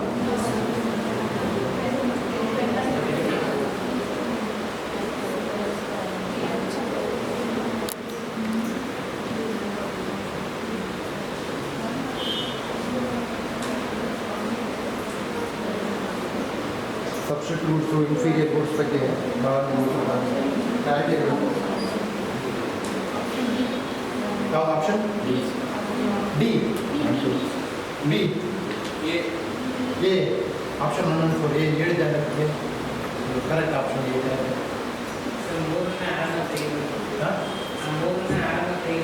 ಹಾಂ ಓಕೆ. 3 4 ತೆಗೆದೆ. B and C why good ಅಲ್ಲ? B C D ತೆಗಿಬೋದು. What is meaning by inferior good?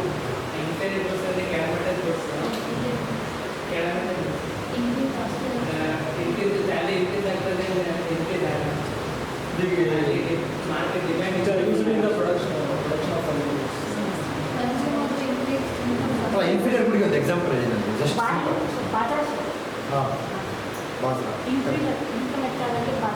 Correct ಅವಳಿಗೆ ಅರ್ಥ ಆಯ್ತಾ ಇಲ್ಲ ಈಗ ಇನ್ನೂ ಭಾಳ ಹಳ್ಳಿ ಭಾಷೆ ಇರುತ್ತೆ ರಾಗಿ ಇರುತ್ತೆ ಅಂದ್ಕೊಳ್ಳಿ ಈಗ ನಾವು ಶ್ರೀಮಂತರಾದಂಗೆಲ್ಲ ಪಿಜ್ಜಾಗೆ ಹೋಗ್ತೀವಿ ರಾಗಿ ಮುಂದೆಗೆ ಹೋಗ್ತೀವಿ ಪಿಜ್ಜಾಗೆ ಹೋಗ್ತೀವಲ್ವಾ ಸೊ ರಾಗಿ ನಾನು ಮಾಡ್ತೀನಿ ನೆಗ್ಲೆಕ್ಟ್ ಮಾಡ್ತೀನಿ ಸೊ ರಾಗಿ ಈಸ್ ಇನ್ಫೀರಿಯರ್ ಗುಡ್ ಅಂದರೆ ಕಡಿಮೆ ಬಡವರು ಏನು ಉಪಯೋಗಿಸ್ತಾರಲ್ಲ ಅವೆಲ್ಲವೂ ಇನ್ಫೀರಿಯರ್ ಗುಡ್ಸ್ ಅಂತ ಸೊ ಇನ್ಕಮ್ ಚೇಂಜ್ ಆದಂಗೆಲ್ಲ ಏನು ಮಾಡ್ತೀವಿ ನಾವು ಇದೇನಿದೆ ಪ್ರೈಸ್ ಆಫ್ ಸಬ್ಸ್ಟಿಟ್ಯೂಟ್ ಇನ್ಕ್ರೀಸಸ್ ಈಗ ಫಾರ್ ಎಕ್ಸಾಂಪಲ್ ಸಬ್ಸ್ಟಿಟ್ಯೂಟ್ ಗುಡ್ಸ್ ಅಂದ್ಕೊಳ್ಳಿ ಈಗ ನಮ್ಮಲ್ಲಿ ವಿವೋ ಇದೆ ಒಪ್ಪೋ ಫೋನ್ ಇದೆ ಸೊ ಅವು ಸಬ್ಸ್ಟಿಟ್ಯೂಟ್ ವಿವೋ ಮತ್ತು ಒಪ್ಪೋ ಯೂಸ್ ಮಾಡಿದ್ರೆ ಏನೋ ಡಿಫ್ರೆನ್ಸ್ ಅನ್ಸುತ್ತಾ ಏನು ಅನಿಸಲ್ಲ so price of substitute increases so ವಿವೋನೂ ಜಾಸ್ತಿ ಆಯಿತು ದೆನ್ ಒಪ್ಪೋನೂ ಜಾಸ್ತಿ ಆಯಿತು ಅಂದಾಗ ಏನಾಗುತ್ತೆ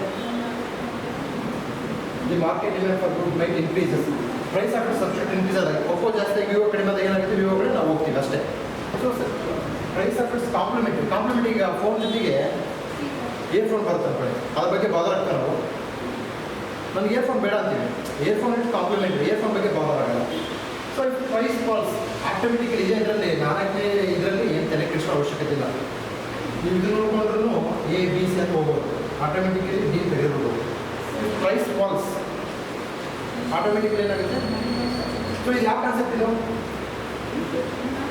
ಇದು ಯಾವ ಕಾನ್ಸೆಪ್ಟ್ ಇದೆ ಬಂದಿದೆ ಅಷ್ಟೇ demand and supply basic concept ಇಲ್ಲಿ 9ನೇ ಕ್ವಶನ್ ಸ್ವಲ್ಪ ಬೌನ್ಸ್ ಆಗುತ್ತೆ 9ನೇ ಕ್ವಶನ್ ಆ್ಯಕ್ಚುಲಿ ನ್ಯೂಸಲ್ಲಿ ಇತ್ತು ಅದನ್ನೇ ಹೇಳ್ತೀನಿ ನಾನು ನ್ಯೂಸಲ್ಲಿ ಇರುತ್ತೆ ಬಟ್ ಎಕ್ಸಾಮಲ್ಲಿ ಈ ಆ್ಯಂಗಲ್ ನಾವು ಓದಿಲ್ಲ ಇದು ಪ್ರಾಬ್ಲಮ್ ವಿತ್ ಯುಪಿಎಸ್ ಭಾಳಷ್ಟೇ ಬೇರೆ ಅಂದರೆ ಸೊಲ್ಯೂಷನ್ ಕೊಡೋರೆಲ್ಲ ಅವರು ವೆಟ್ರನ್ಸ್ ಭಾಳ ಬೇರೆ ಏನು ಹೇಳ್ತಾರೆ ಇದು ನ್ಯೂಸಲ್ಲಿತ್ತು ಇದು ಈಸಿ ಅಂತಾರೆ 100 ಕ್ವಶನ್ ಈಸಿ ಅಂತಾರೆ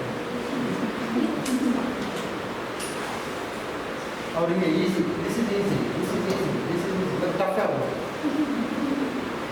ಆ್ಯಕ್ಚುಲಿ ಅದು ಅರ್ಬನ್ ಕೋಆಪರೇಟಿವ್ ಬ್ಯಾಂಕ್ಸ್ ಏನಾಗಿದೆ ತುಂಬ ಕರಪ್ಷನ್ ಆಗಿ ತುಂಬ ಏನಾಗಿದೆ ಬ್ಯಾಂಕ್ ಕ್ರಪ್ಸಿ ಆಗುತ್ತಿದೆ ಮಹಾರಾಷ್ಟ್ರದಲ್ಲೂ ಕರ್ನಾಟಕದಲ್ಲೂ ಭಾಳಷ್ಟು ಅರ್ಬನ್ ಕೋಆಪರೇಟಿವ್ ಬ್ಯಾಂಕ್ಸ್ ಆ ಥರ ಆಗಿದೆ ಬಟ್ ಇದು ಪ್ರಾಬ್ಲಮ್ ಏನಂತಂದರೆ ನಾವು ಈ ಆ್ಯಂಗಲಿಂದ ಓದಿರೋಕ್ಕಾಗಲ್ಲ ಅದು ಸಮಸ್ಯೆ ಇರೋದೇ ಯು ಪಿ ಎಸ್ ಅಲ್ಲಿ ಹಿಂಗೆ ನಾವು ಯಾವುದೋ ಒಂದು ಆ್ಯಂಗಲ್ ಓದಿರುತ್ತೆ ಅವ್ರು ಇನ್ನೊಂದು ಆ್ಯಂಗಲಲ್ಲಿ ಕರ್ಕೊಂಡಿರ್ತಾನೆ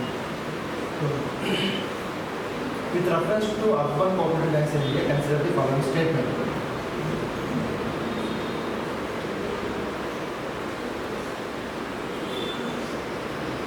ಫಸ್ಟ್ನೇ ಸ್ಟೇಟ್ಮೆಂಟ್ ಬಗ್ಗೆ ಏನು ಅನಿಸುತ್ತೆ ನನಗೆ ದೇ ಆರ್ ಸೂಪರ್ವೈಸ್ ಯಾವುದು urban cooperative banks they are supervise and regulated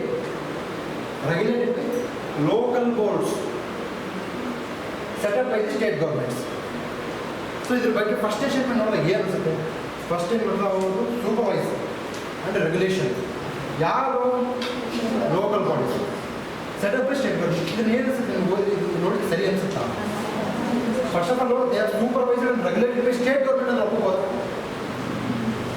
at least local boards ಅಂದರೆ ಲೋಕಲ್ ಬೋರ್ಡ್ಸ್ ಅಂದರೆ ಯಾವ ಸಮ್ ಬಿ ಎಲೆಕ್ಟೆಡ್ ಬಾಡೀಸ್ ಇರ್ತವೆ ಈಗ ಒಂದು ಡಿಸ್ಟಿಕ್ ಬ್ಯಾಂಕನ್ನು ಡಿಸ್ಟಿಕಲ್ಲೇ ಅದು ಹ್ಯಾಂಡ್ ಓವರ್ ಮಾಡೋಕ್ಕಾಗುತ್ತಾ ಮಾಡೋಕ್ಕೆ ಫಸ್ಟ್ ಆಫ್ ಆಲ್ ಇದೇನು ಗೊತ್ತಿಲ್ಲ ಅರ್ಬನ್ ಕೋಆಪರೇಟಿವ್ ಬ್ಯಾಂಕ್ಸ್ ಯಾವುದು ಬರುತ್ತೆ ಕೋಆಪರೇಟಿವ್ಸ್ ಯಾವ್ದು ಬರುತ್ತೆ ಸ್ಟೇಟ್ಸಲ್ಲಿ ಬರುತ್ತೆ ಸೆಂಟ್ರಲ್ ಬರುತ್ತೆ ಕನ್ಕರೆಂಟಲ್ಲಿ ಬರುತ್ತಾ ಹಾಂ ಸ್ಟೇಟ್ ಮತ್ತು ನೀವು ಬ್ಯಾಂಕ್ ಎಂಬತ್ತೆ ನೀವು ಅದಕ್ಕೆ ಹೋಗಿದ್ದೀರಾ ಈ ಥರ ಒಂದು ಥಿಂಕಿಂಗ್ ಬಂದ್ಬಿಡುತ್ತೆ ಬ್ಯಾಂಕಿಂಗ್ ಸೆಕ್ಟರ್ ಅಲ್ವಾ ಮೇ ಬಿ ಇದು ಸೆಂಟ್ರಲ್ ಇರುತ್ತೆ ಸ್ಟೇಟ್ ಗೌರ್ಮೆಂಟ್ಗೆ ಬರಲ್ಲ ಅಂತ ಕೋಆಪರೇಟಿವ್ಸ್ ಈಸ್ ಪ್ಯೂರ್ಲಿ ಕೋಆಪರೇಟಿವ್ ಸಂಬಂಧಪಟ್ಟಾಗ ಯಾವ್ದು ಅಮೆಂಡ್ಮೆಂಟ್ ಇದೆಯಾ good 97th amendment cooperative also cooperative information ಇದೆಯಲ್ಲ ಕೋಆಪರೇಟಿವ್ ಸೆಕ್ಟರ್ ಇದೆಯಲ್ಲ ಅದು ಇಂಪಾರ್ಟೆಂಟ್ ಈಗ ಕೋಆಪರೇಟಿವ್ ಮಿನಿಸ್ಟರ್ ಯಾರು ಸೆಂಟ್ರಲಲ್ಲಿ ಅದಾನಿ ಅಂಬಾನಿ ಅಮಿತ್ ಶಾ ಕೋಆಪರೇಟಿವ್ ಮಿನಿಸ್ಟರ್ ಓಕೆನಾ ಸೊ ಅದಕ್ಕೆ ನೀವು ಆ ಥರ ಥಿಂಕ್ ಮಾಡೋದು ಬ್ಯಾಂಕಿಂಗ್ ಸೆಕ್ಟರ್ ಅಲ್ಲ state government that is true but local boards ಅಲ್ಲ second statement they can issue equity shares and preference shares ಇದು ಸೆಕೆಂಡ್ ಸ್ಟೇಟ್ಮೆಂಟ್ ಮಾಡ್ರೇಟ್ ಇದೆಯಾ ಇನ್ನು ಇದೆಯಾ ಎಕ್ಸ್ಟ್ರೀಮ್ ಇದೆಯಾ ಸೊ ಮಾಡ್ರೇಟ್ ಇರೋದು ಮ್ಯಾಕ್ಸಿಮಮ್ ಅಕ್ಸೆಪ್ಟ್ ಮಾಡ್ಕೊಳ್ಳಿ ಮ್ಯಾಕ್ಸಿಮಮ್ ನಾಟ್ 100% ಮ್ಯಾಕ್ಸಿಮಮ್ ಅಕ್ಸೆಪ್ಟ್ ಮಾಡ್ಕೊಳ್ಳಿ they can issue equity shares and preference shares They were brought under the purview of the Banking Regulation Act 1942 through an amendment 1996. So ಇದ್ರ ಬಗ್ಗೆ ಏನು ಗೊತ್ತಾಗಲ್ಲ. Third statement ಬಗ್ಗೆ ಏನು ಗೊತ್ತಾಗಲ್ಲ. But second statement ನಿಮಗೆ right ಅನ್ಸುತ್ತಾ? ಸೆಕೆಂಡ್ ಸ್ಟೇಟ್ಮೆಂಟ್ ರೈಟ್ ಅಂದರೆ ನಿಮಗೆ ಏನಂತ ಬಿ ಮತ್ತು ಡಿ ಉಳಿ, ಬಿ ಮತ್ತು ಡಿ ಸಿ ಸಿ ಬರುತ್ತೆ. ಸೆಕೆಂಡ್ ಸ್ಟೇಟ್ಮೆಂಟ್ ರೈಟ್ ಆದರೆ ಫಸ್ಟ್ ರ್ಯಾಂಕು ನಾನು ಇಲ್ಲಿ ಹೇಳ್ತೀನಿ, ಬಟ್ ಅಲ್ಲಿ ಗೊತ್ತಾಗಲ್ಲ ಎಕ್ಸಾಮ್ ಅನ್ನೋದು. ನನ್ನ ಪಾಯಿಂಟ್ ಇದೆ ಯಾವಾಗ ಎಕ್ಸಾಮ್ ಅನ್ನೋದು ಇರಬೇಕು ನಾವು. ಈಗಂತೂ ಗೊತ್ತಾಯ್ತು ಬಿಡಿ, ಈಗ ನಾನು ಹೇಳ್ತೀನಲ್ಲ ಇಲ್ಲ ಅವಶ್ಯ ಮಾಡೋದು. ನೀವು ಅದೇ ಕ್ವಶನ್ ಪೇಪರ್ನ ಎಕ್ಸಾಮಲ್ಲಿ ಒಳ್ಳೆ ಬಂದಾಗ ಆನ್ಸರ್ ಮಾಡ್ಬೋದು.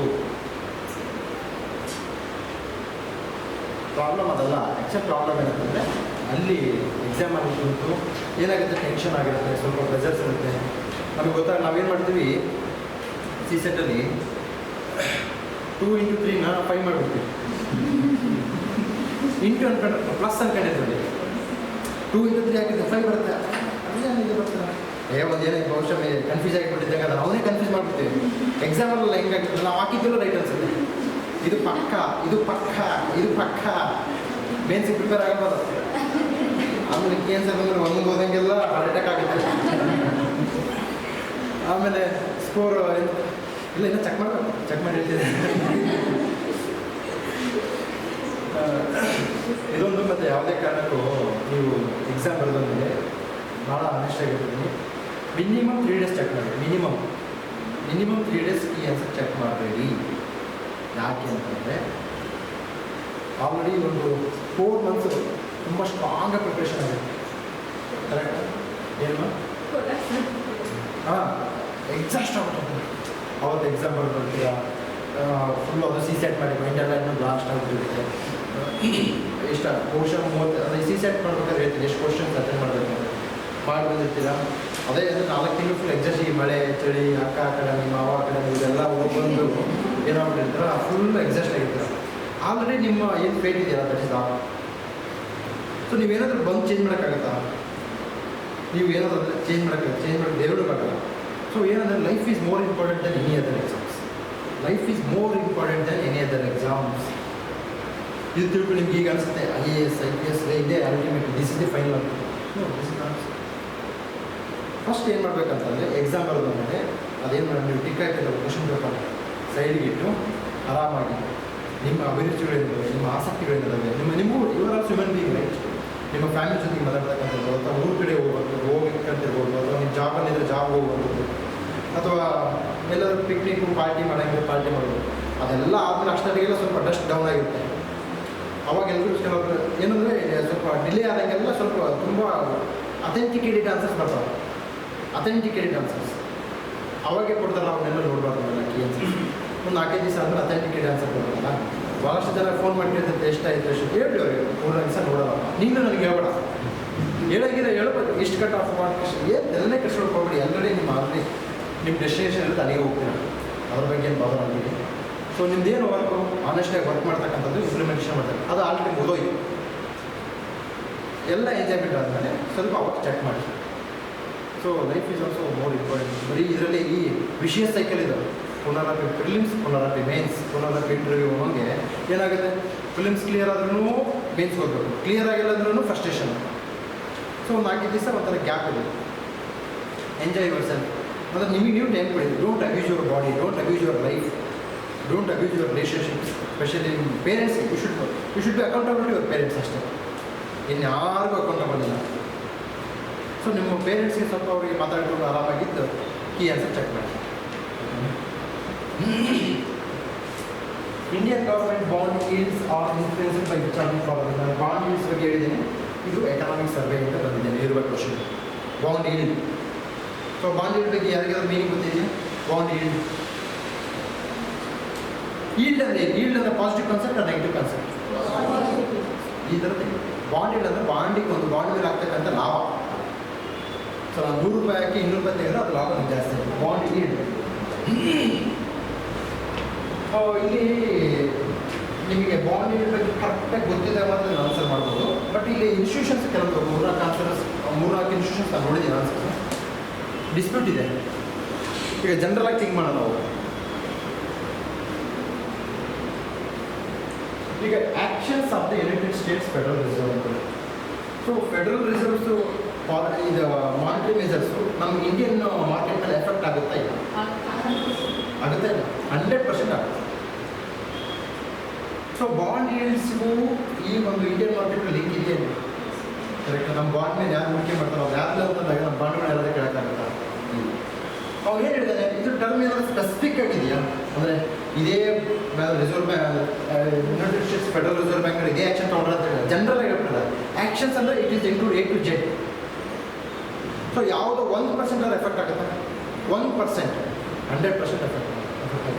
Actions of the United States federal reserve. So ನಮಗೆ ಒಂದೇ ರೈಟ್ ಅದು ಎಷ್ಟು ಆಪ್ಷನ್ ಉಳಿಯುತ್ತೆ? A&D. A&D ಅನ್ನೋದು ಯಾವ ಸ್ಟೇಟ್ಮೆಂಟ್ ರೈಟ್ ಆಗುತ್ತೆ ಆಟೋಮೆಟಿಕಲಿ? ಸೆಕೆಂಡ್ ಸ್ಟೇಟ್ಮೆಂಟ್ ಏನಾಗುತ್ತೆ? Inflation and short term interest rates. So ನಾವು ಮೂರನೇ ಸ್ಟೇಟ್ಮೆಂಟಲ್ಲಿ what is the influence, third ಸ್ಟೇಟ್ಮೆಂಟಲ್ಲಿ what is the influence? Inflation. So ನೀವು ಇನ್ಫ್ಲೇಷನ್ ಬಗ್ಗೆ ಎಷ್ಟು ಚೆನ್ನಾಗಿ ಓದ್ಕೊತೀರೋ ಅಷ್ಟು ನಿಮ್ಗೆ ಒಳ್ಳೆಯದು. ಸೊ ನಮಗೆ ಬಾಂಡ್ ಅಂದರೆ ಯಾವ ನಮ್ಮ ಲಾಭಕ್ಕೂ ಇನ್ಫ್ಲೇಷನ್ಗೆ ಲಿಂಕ್ ಇದೆಯಾ? ಇನ್ಫ್ಲೇಷನ್ ಜಾಸ್ತಿ ಆದರೆ ಲಾಭ ಕಡಿಮೆ ಆಗುತ್ತೆ, ಜಾಸ್ತಿ ಆಗುತ್ತೆ? ಕಡಿಮೆ ಆಗುತ್ತೆ, ಆಬ್ವಿಯಸ್ಲಿ ಕಡಿಮೆ ಆಗುತ್ತೆ. ಸೊ ಈಲ್ಡ್ ಅಂತಂದರೆ ಪಾಸಿಟಿವ್, ಈಲ್ಡ್ ಕಡಿಮೆ ಆಗುತ್ತೆ. So inflation and short term interest rate. So inflation ಅಂತಂದರೆ ಇದು ಬಿಗ್ ಟರ್ಮ್. ಸೊ ಅದಕ್ಕೆ ಆಪ್ಷನ್ 1, 2, 3 ಕೆಲವೆಲ್ಲ ಆಪ್ಷನ್ 1 ಇದು ಆಪ್ಷನ್ 2 ಅಂತ ಕೊಟ್ಟಿದ್ದಾರೆ. But option D 1, 2, 3 effect. ನೀವು ಎಕಾನಮಿಯಲ್ಲಿ ಇದು ಇಂಪ್ಯಾಕ್ಟ್ ಆಗಲ್ಲ, 100% ಶೋರ್ ಅಂತ ಕೊಡೋಕ್ಕೆ ಯಾವುದಕ್ಕೂ ಆಗಲ್ಲ. ಇನ್ಫ್ಲೇಷನ್ ಬಗ್ಗೆ effect. 11th question purely concept, ಅಂದರೆ ನಮ್ಮ ಎಕನಾಮಿಕ್ ಕಾನ್ಸೆಪ್ಟ್ಸ್ ಇರೋದೇ ನಾವು ಹೊಸ ಕ್ವಶನ್ ಕೇಳಿಲ್ಲ. Consider the following: foreign currency converter, foreign conditions, global deposit, non residential policy. Which of the following can be used in foreign direct investment? So what is the influence of this question?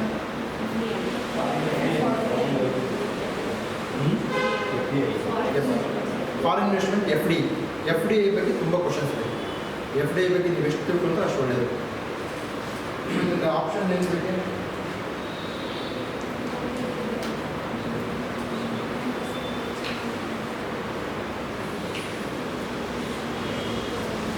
ಇದರಲ್ಲಿ ಈ 4 ಆಪ್ಷನಲ್ಲಿ ಯಾವ ನಿಮಗೆ immediate FDI ಅಂತ ಅನಿಸುತ್ತೆ? Immediate ನೋಡೋದು exact GDR ಮತ್ತು ಇನ್ನೊಂದು ಏನಿದೆ? ADR. GDR and ADR. ನೀವು ಅದು ಯಾವ ಬಗ್ಗೆ ಕನ್ಫ್ಯೂಸ್ ಮಾಡ್ಕೊಳ್ಳಿ. ಫಸ್ಟ್ 3 ಅಂತ ನಮಗೆ ಗೊತ್ತಾಗ್ಬಿಡುತ್ತೆ. ಸೊ ಏನಿದೆ A, B. So A, B, A 1, 2, 3 ಕೊಟ್ಬಿಟ್ಟಿದೆ. ಸೊ A ಆ್ಯಂಡ್ B 1, 2, 3 ಕೊಟ್ಟರೆ ನಿಮ್ಗೆ ಏನು ಆಪ್ಷನ್, ಏನು ಮೀನಿಂಗ್ ತೆಗಿಬೋದಿರ ನೀವು? 4 ಏನಾಗುತ್ತೆ? ಸೊ ನೀವೇನು ಮಾಡಬೇಕು? ಅವಾಗ 4 ಬಗ್ಗೆ ಬಾದರ ಅವಶ್ಯಕತೆ ಇಲ್ಲ. ನೀವೇನು ಚೆಕ್ ಮಾಡಬೇಕು? 1 and 2 ಬಗ್ಗೆ ಚೆಕ್ ಮಾಡಬೇಕು. ನೋಡಿ, ಅಂದರೆ ಮೀನಿಂಗ್ ಏನು ಕೊಡ್ತಾನೆ ನೋಡಿ. ನೀವೇನು ಮಾಡ್ಬಿಡ್ತೀರಾ? ಇದನ್ನೆಲ್ಲ 11th ನೋಡ್ತಾರೆ, ಇದನ್ನ ನಾನ್ ರೆಸಿಡೆಂಟ್ ಎಕ್ಸ್ಟೆಂಡ್ ರೈಟ್ ಅದೇ ಕೆಳಗಡೆ ನೋಡಿ ಅವ್ನು ಮೀನಿಂಗ್ ಕೊಟ್ಟಿದ್ದಾನೆ. ಇಂಡಿರೆಕ್ಟ್ಲಿ ನಿಮ್ಗೆ ಹೆಲ್ಪ್ ಮಾಡ್ತಾ ಇದ್ದಾನೆ. ನಾವು ಅದಕ್ಕೆ ಫಸ್ಟ್ ಇದು ನೋಡೋದೇ ಯಾವ್ದು ಆಗ್ಬೋದು? GDR ಆಗ್ಬೋದು. GDR ಆಟೋಮೆಟಿಕಲಿ ಹಾಕಲೇಬೇಕು. ನೀವು GDRಗೂ ಹಾಕೋಕ್ಕಾಗಿಲ್ಲ ಅಂತಂದರೆ ನಿಮ್ಮ ಪ್ರಿಪ್ರೇಷನ್ನು ಪೆಥೆಟಿಕ್ ಆಗಿದೆ. ನಿಮ್ಮ ಪ್ರಿಪ್ರೇಷನ್ ಅಪ್ ಟು ಮಾರ್ಕ್ ಆಗಿಲ್ಲ. ಸೊ GDRಗೂ ADRಗೆ ಏನು ಡಿಫ್ರೆನ್ಸ್ ಇದೆ? ಏನಮ್ಮ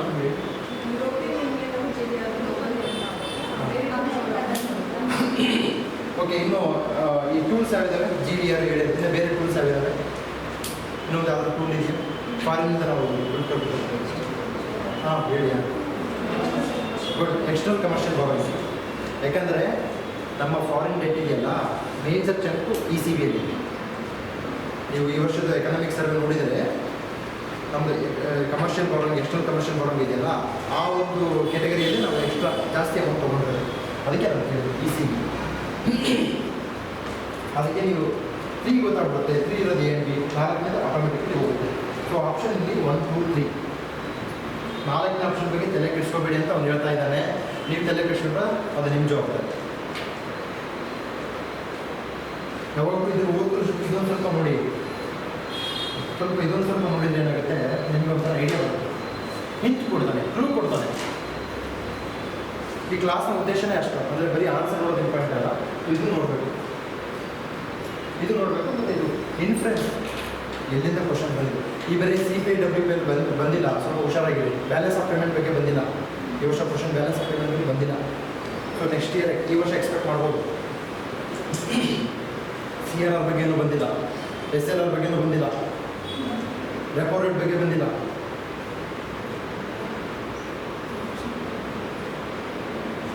ಇದು ಕಾನ್ಸೆಪ್ಟ್. ಡಿವ್ಯಾಲ್ಯೂಯೇಷನ್ಗೂ ಡೆಪ್ರಿಸಿಯೇಷನ್ಗೂ ಏನು difference?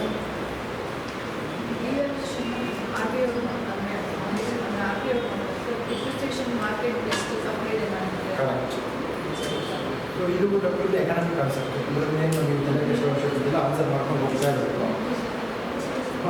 The effect of devaluation of A currency is that it is necessary. ಈ 12th ಕ್ವಶನಲ್ಲಿ ಯಾವ್ದು ಇಂಪಾರ್ಟೆಂಟ್ ವರ್ಡ್ ಇದೆ?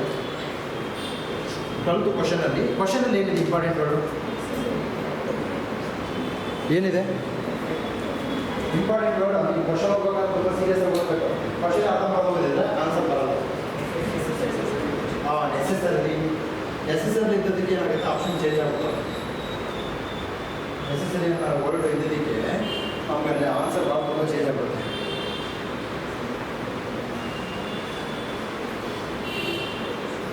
First improves the competitiveness of the domestic exports in the foreign market. First statement right? Okay right. First statement right ಆದರೆ ಇಲ್ಲಿ ಎಷ್ಟು ಉಳಿತು? A and B ಅಷ್ಟೇ. So ನಾವು A and B ನೋಡಿದ್ರೆ ನಾವು 3 ಸ್ಟೇಟ್ಮೆಂಟ್ ಬಗ್ಗೆ ನೀವು ಓದ್ಬಿಡಿ ಅಂತ ಹೇಳ್ತೀವಿ. 3 ಸ್ಟೇಟ್ಮೆಂಟ್ ಬಗ್ಗೆ ನೀವು ಓದೋ ಅವಶ್ಯಕತೆ ಇಲ್ಲ. ಒಂದೇ ಸ್ಟೇಟ್ಮೆಂಟ್ ರೈಟ್ ಆಗಿಬಿಟ್ರೆ ನಿಮ್ಮ ಮನಸ್ಸಲ್ಲಿ ನೋಡಬೇಕು, ಯಾವಾಗಲೂ ಇದನ್ನೇ ಥಿಂಕ್ ಮಾಡಿ. ಫಸ್ಟ್ ಒಂದು ಸ್ಟೇಟ್ಮೆಂಟ್ ನೋಡಿ, ಆಮೇಲೆ ಇನ್ನು ಬಂದ್ಬಿಡಿ. ನಿಮ್ಮ ಟೈಮ್ ಸೇವ್ ಆಗುತ್ತೆ, ನಿಮ್ಮ ಕಾನ್ಫಿಡೆನ್ಸ್ ಜಾಸ್ತಿ ಆಗುತ್ತೆ. ಏನಾಗುತ್ತೆ, ಬಹುಶಃ ನೀವು 3 ಸ್ಟೇಟ್ಮೆಂಟ್ ಇದು ಆ್ಯಕ್ಚುಲಿ ನೋಡಿ ನೆಸೆಸರ್ಲಿ ಈ ಸ್ಟೇಟ್ಮೆಂಟ್ ತಪ್ಪಾಗುತ್ತೆ. ನೀವು ಸಪೋಸ್ ಓದಬೇಕಾದ್ರೆ ನೀವು ಎಕ್ಸಾಮ್ ಮಾಡೋದು ಹಿಂಗೆ ಆಗುತ್ತೆ, ತುಂಬ ಪ್ರೆಷರ್ ಇರುತ್ತೆ. ನಾವು ಡಿವ್ಯಾಲ್ಯೂಯೇಷನ್ ಆಫ್ ಕರೆನ್ಸಿ ಅಂತ ಓದಿರ್ತೀವಿ, ನೆಸೆಸರಿ ಅಂತ ಓದಿರೋದು ಸ್ವಲ್ಪ ಅದು ಏನಾಗುತ್ತೆ, ಇದು ರೈಟ್ ಆಗುತ್ತೆ. Actually improves the trade balance but not necessary. ಅದಕ್ಕೆ ನೀವೇನು ಮಾಡೋದು, ಫಸ್ಟ್ ಸ್ಟೇಟ್ಮೆಂಟ್ ರೈಟ್ ಆಗುತ್ತಾ ನೋಡಿ A&B. ಓಕೆ, ನಾನು ಥರ್ಡ್ ಸ್ಟೇಟ್ಮೆಂಟ್ ಬೇಕು ಏನು ಕೊಟ್ಟಿದ್ರು that is immediate for me. Third statement ಏನು ಕೊಟ್ಟಿದ್ರು ಅದನ್ನು ಬೇಕೇ ಇಲ್ಲ. So improves the competence of the domestic exports in the foreign markets, increase the foreign value of the domestic currency. So ಇದು ಕರೆಕ್ಟಾ? ಸೆಕೆಂಡ್ ಸ್ಟೇಟ್ಮೆಂಟ್ ರೈಟಾ?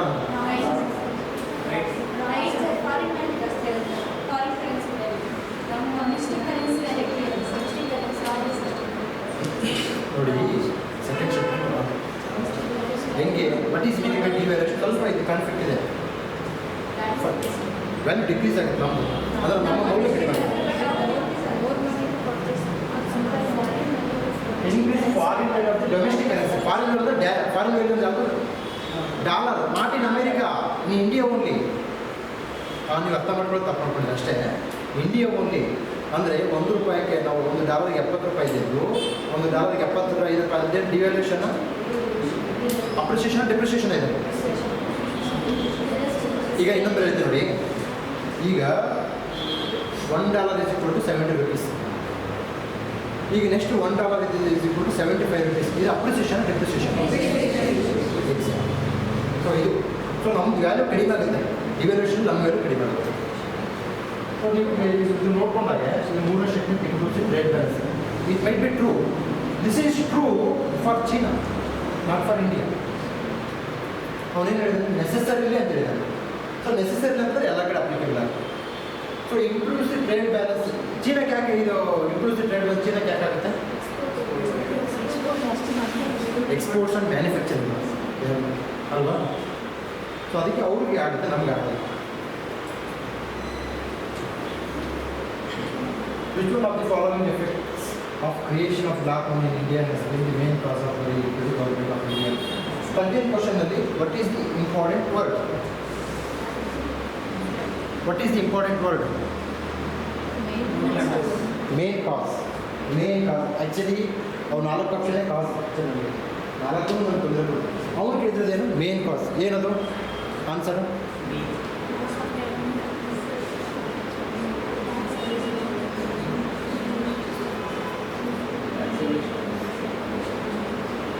Option answer D.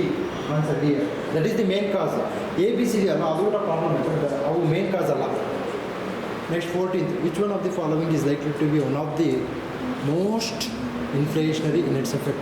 ಅಲ್ಲಿ ಯಾವುದ್ರ ಬಗ್ಗೆ ಕಾನ್ಸಂಟ್ರೇಷನ್ ಮಾಡಬೇಕು ನೀವು? ಮೋಸ್ಟ್. ಸೊ ಇಲ್ಲಿ ನೋಡಿ ಇನ್ಫ್ಲೇಷನ್ ಎಷ್ಟು ಬರುತ್ತೆ? ಇದು 4ನೇ ಬರುತ್ತೆ. ಇನ್ಫ್ಲೇಷನ್ ಟಾಪಿಕ್ಗೆ 4 ಟೈಮ್ಸ್ ರಿಪೀಟ್ ಆಗಿದೆ. ಒಂದೇ ವರ್ಷದಲ್ಲಿ 4 ಟೈಮ್ಸ್ ರಿಪೀಟ್ ಆಗಿದೆ. ಸೊ ಯಾವ್ದು ಇದಕ್ಕೆ ಆನ್ಸರು? Okay okay. ಸಿ ಅನ್ನೋರು ಯಾರು? ಹಾಂ, ಸಿ ಯಾಕೆ ಅಲ್ಲ ನೀವು ಹೇಳಿ. ಡಿ ಹೇಳಿದ್ದಾರೆ, ಡಿ ಹೇಳಿದಾರಲ್ವಾ? ನಮಗೆ ಸಿ ಹೇಳ್ತಲ್ಲ.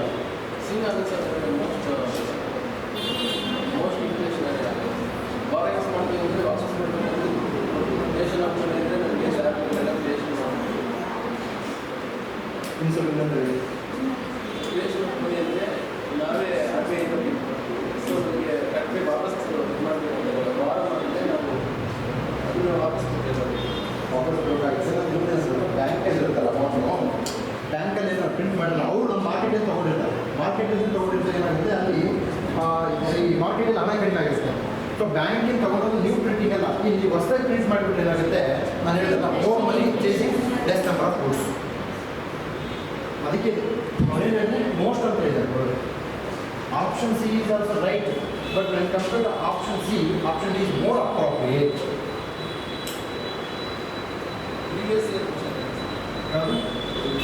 ಇದಾ ಪ್ರಿವಿಯಸ್ ಇಯರ್? ಅದೇ ನಾನು ಹೇಳ್ತೀನಲ್ಲ, ಫುಲ್ಲು ರಿಪೀಟ್ ಆಗ್ತಾನೆ ಇರ್ತದೆ. ನೀವೇನು ಹೇಳಿದ್ದೀನಲ್ಲ, ನೀವು ಮಾಕ್ ಟೆಸ್ಟ್ ಸೀರೀಸ್ ಜೊತೆಗೆ ಸ್ವಲ್ಪ ಈ ಟೆಸ್ಟ್, ಈ ಒಂದು ಓಲ್ಡ್ ಕ್ವಶನ್ ಪೇಪರ್ನ ತುಂಬ ಸೀರಿಯಸ್ ಆಗಿ ಅಧ್ಯಯನ ಮಾಡಿ. ಅಟ್ಲೀಸ್ಟ್ ಆ ಟೋನು ಲ್ಯಾಂಗ್ವೇಜ್ ನಿಮ್ಗೆ ಗೊತ್ತಾಗ್ಬಿಟ್ರೆ ತುಂಬ ಪರಿಚಯ ಇರಬೇಕು ನಿಮಗೆ. ಇದರಿಂದ ಆರಾಮಾಗಿ ಮಾಡ್ಬೋದು, ಏನು ತೊಂದರೆ ಇದೆ. ಸೊ ಇದು ಎಕನಾಮಿಕ್ಸ್ ಸೆಕ್ಷನ್ ಕ್ವಶನ್. ಎಕನಾಮಿಕ್ಸ್ ಅಂದ್ಬಿಟ್ಟು ಏನಾದರೂ ಕ್ವಶನ್ಸ್ ಇದೆಯಾ, ಅದು ಏನು ಬುಕ್ಸ್ ಓದಬೇಕು ಅಥವಾ ಏನಾದರೂ ಇದು ಮಾಡಬೇಕಂತ. PT 365 ಬರ್ತಲ್ವ, PT 365 ಓದಿ, ಚೆನ್ನಾಗಿದೆ. ತದನಂತರದಲ್ಲಿ ಈಗ ಹಿಂದೂ ಪೇಪರಲ್ಲಿ ಏನಾಗುತ್ತೆ, ಹೊಸ ಹೊಸ ಟರ್ಮ್ಸ್ ಕೊಡ್ತಿರ್ತಾರೆ. ಎಕನಾಮಿಕ್ಸ್ ಸಂಬಂಧಪಟ್ಟಂಗೆ ಹೊಸ ಹೊಸ ಟರ್ಮ್ಸ್ ಕೊಡ್ತಿರ್ತಾರೆ. ಡೋಂಟ್ ಡೂ ಹಾರ್ಡ್ ವರ್ಕ್ ಅದರ research work on those terms. ಯಾಕಂದರೆ 1 ಇಯರಲ್ಲಿ 2, 3, 5, 10 ಟರ್ಮ್ಸ್ ಬರ್ತಿರ್ತಾರೆ, ಅವನ್ನೆಲ್ಲ ತಲೆಗೆ ಇಷ್ಟೋಬೇಡಿ. PT 365 is okay. ನೀವು ಅದು ಬೇರೆ ಏನು ಮಾಡ್ತಾ ಇದ್ರೆ ತೊಂದರೆ ಇಲ್ಲ. ಕೆಲವೊಂದರೆ ಕರೆಂಟ್ ಅಫೇರ್ಸಲ್ಲಿ ಮಸಾಲಾ ಬಾಕ್ಸ್, ಗ್ರೀನ್ ಬಾಕ್ಸ್ ಅವೆಲ್ಲ ಇಶ್ಯೂ ಇದ್ದು ಅವೆಲ್ಲ PT 365 ಕವರ್ ಮಾಡಿರ್ತಾರೆ. ಸೊ ನೀವು ಹಿಂದೂ ಪೇಪರಲ್ಲಿ ಏನು ಹೊಸ ಟರ್ಮ್ಸ್ ಕೊಟ್ಟಿರ್ತಾರೆ, ಆ ಟರ್ಮ್ಸ್ ಬಗ್ಗೆ ಯಾವುದೇ ಕಾರಣಕ್ಕೂ ತಲೆ ಕೆಡಿಸ್ಕೊಬೇಡಿ. ಸ್ವಲ್ಪ ಈ ಎಕನಾಮಿಕ್ಸಲ್ಲಿ ಟ್ರೆಂಡ್ಸ್ ನೋಡ್ಕೊಳ್ಳಿ. Trends, what is meaning by trends? Trends ಅಂತಂದರೆ ಈಗ from the last 4 years GST collection is increasing steadily ಅಂತ ಇರುತ್ತೆ. ಅಲ್ಲಿ ಎಕನಾಮಿಕ್ಸಲ್ಲಿ ಕೊಟ್ಟಿದೆ. ಫ್ರಮ್ 2017 ಡಿಸ್ಪೈಟ್ COVID-19, ಸೊ ಅವರ collection of the revenue is good, appreciable. ನಮಗೆ ಅನಿಸುತ್ತೆ ನಾವು ಅದನ್ನು ಓದ್ಕೊಂಡಿಲ್ಲ ಅಂತಂದಾಗ, ಇಲ್ಲ ಕೋವಿಡ್ ಇದ್ದಲ್ಲ ಬಹುಶಃ ಕಡಿಮೆ ಆಗುತ್ತೆ ಅಂತ ಅನಿಸುತ್ತೆ. ನಾವು ಅಂಥ ಡಾಟಾನೇ ಪಿಕಪ್ ಮಾಡ್ತಾನೆ. ಸೊ ಎಕನಾಮಿಕ್ಸಲ್ಲಿ ಟ್ರೆಂಡ್ಸ್ ಇದೆಯಲ್ಲ, ಆ ಟ್ರೆಂಡ್ಸ್ ಮೇಲೆ ಕ್ವಶನ್ ಭಾಳ ಬೇರೆ ಬಂದಿದೆ. ಸೊ ಸರ್ವಿಸ್ ಸೆಕ್ಟರ್ ಯಾವ ರೀತಿ ಪರ್ಫಾರ್ಮ್ ಮಾಡಿದೆ, ನಮ್ಮದು ಎಕ್ಸ್ಟರ್ನಲ್ ಸೆಕ್ಟರ್ ಯಾವ ರೀತಿ ಪರ್ಫಾರ್ಮ್ ಮಾಡಿದೆ, ಬ್ಯಾಲೆನ್ಸ್ ಆಫ್ ಪೇಮೆಂಟ್ ಹೆಂಗಿದೆ, ಈ ರೀತಿಯ ಕ್ವಶನ್ಸ್ ಬರ್ತಾ ಇರ್ತವೆ. ಎಕನಾಮಿಕ್ ಸರ್ವೆನ ಮ್ಯಾಕ್ಸಿಮಮ್ ಪೀರ್ ಗ್ರೂಪ್ ಇರಲಿ, ಒಂದು 2 to 3 ಪೀಪಲ್ಸ್ ಸೇಮ್ ಈಕ್ವಲ್ ಇರೋಂಥ ಜನ ಇರೋದನ್ನ ನಾನು ಇಟ್ಕೊಳ್ಳಿ.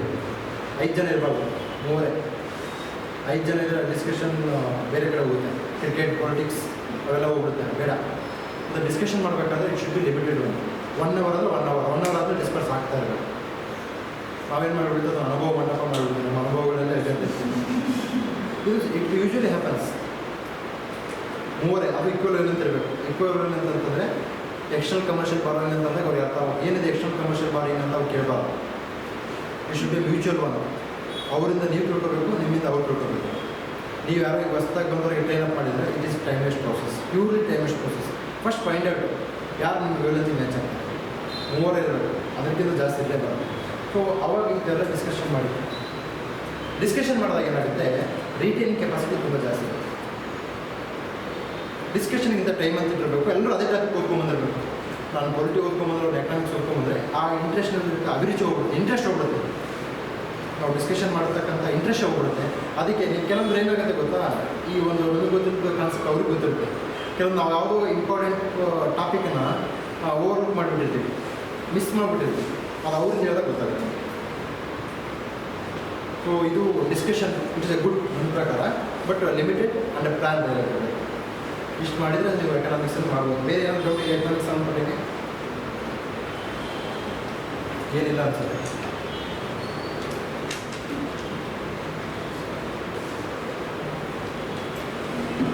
ಸೊ ನಾಳೆ ಜಿಯೋಗ್ರಫಿ ಇರುತ್ತೆ.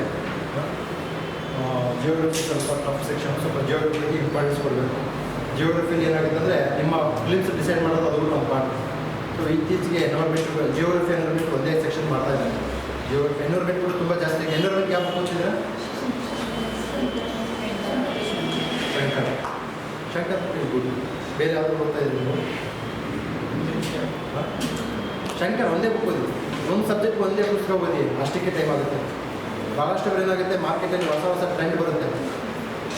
ಮಾರ್ಕೆಟಲ್ಲಿ ಟ್ರೆಂಡ್ ಬಂದಂಗೆಲ್ಲ ಅದೇ ಹೇಳಿದಲ್ಲ, ವಿಷನ್ ಶೂನ್ಯ ಓದಿದ್ರೆ ಅವರೆಲ್ಲ ಆ ಶೂನ್ಯ ಬುಕ್ಕನ್ನು ಸ್ವಲ್ಪ ತುಂಬ ಇದು ಮಾಡ್ತಾ ಇದ್ದಾರೆ. ನಿಮ್ಗೆ ಯಾವುದೋ ಪುಸ್ತಕ ಓದ್ತಾರೆ. ಪಿ ಟಿ ಬಂದಿದೆ ಆಲ್ರೆಡಿ, ಮಾರ್ಕೆಟಿಗೆ ಬಂದಿದೆ. ಪಿ ಟಿ ಬಂದಿದೆಯಾ? ಸೊ ನೀವು ಪಿ ಟಿ ಯಾರಾದರೂ ತೊಗೊಂಬನ್ನಿ, ನಾನು ಟಿಕ್ ಹಾಕ್ತೀನಿ ಯಾವ ಟಾಪಿಕ್ಸ್ ಓದಬೇಕು, ಯಾವ ಟಾಪಿಕ್ಸ್ ಓದಬಾರ್ದು. ನಮ್ಗೆ ಹೇಳಿದ್ರು ನಾನು ನೀವೆಲ್ಲ ಪಿ ಟಿ ಓದಬೇಕಾದ್ರೆ ಎಲ್ಲ ಟಾಪಿಕ್ ಇಂಪಾರ್ಟೆಂಟ್ ಅನಿಸುತ್ತೆ. ನಮ್ಮನ್ನು ಏನು ಮಾಡ್ತಾರೆ, ಪ್ರವೋಕ್ ಮಾಡ್ತಾರೆ ಅವರು. ಈ ಟಾಪಿಕ್ ಇಂಪಾರ್ಟೆಂಟ್ ಅವ್ರು ಕೊಡೋದಂಥ ಟಾಪಿಕ್ ಪ್ರವೋಕ್ ಆಗಬೇಕಂತ ಟಾಪಿಕ್ ಕೊಡ್ತಾರೆ. ಬಟ್ ಆ ಪ್ರವೋಕ್ ಆಗಬಾರ್ದು ಆ್ಯಕ್ಚುಲಿ. ಸೊ ಪ್ರವೋಕ್ ಆದರೆ ಏನಾಗುತ್ತೆ, ಎಲ್ಲ ಓದಬೇಕಾಗುತ್ತೆ. ನಮ್ಮ ಕಾಸ್ಟ್ ಬೆನಿಫಿಟ್ ರೇಷಿಯೋ ತುಂಬ ಕಡಿಮೆ ಆಗುತ್ತೆ.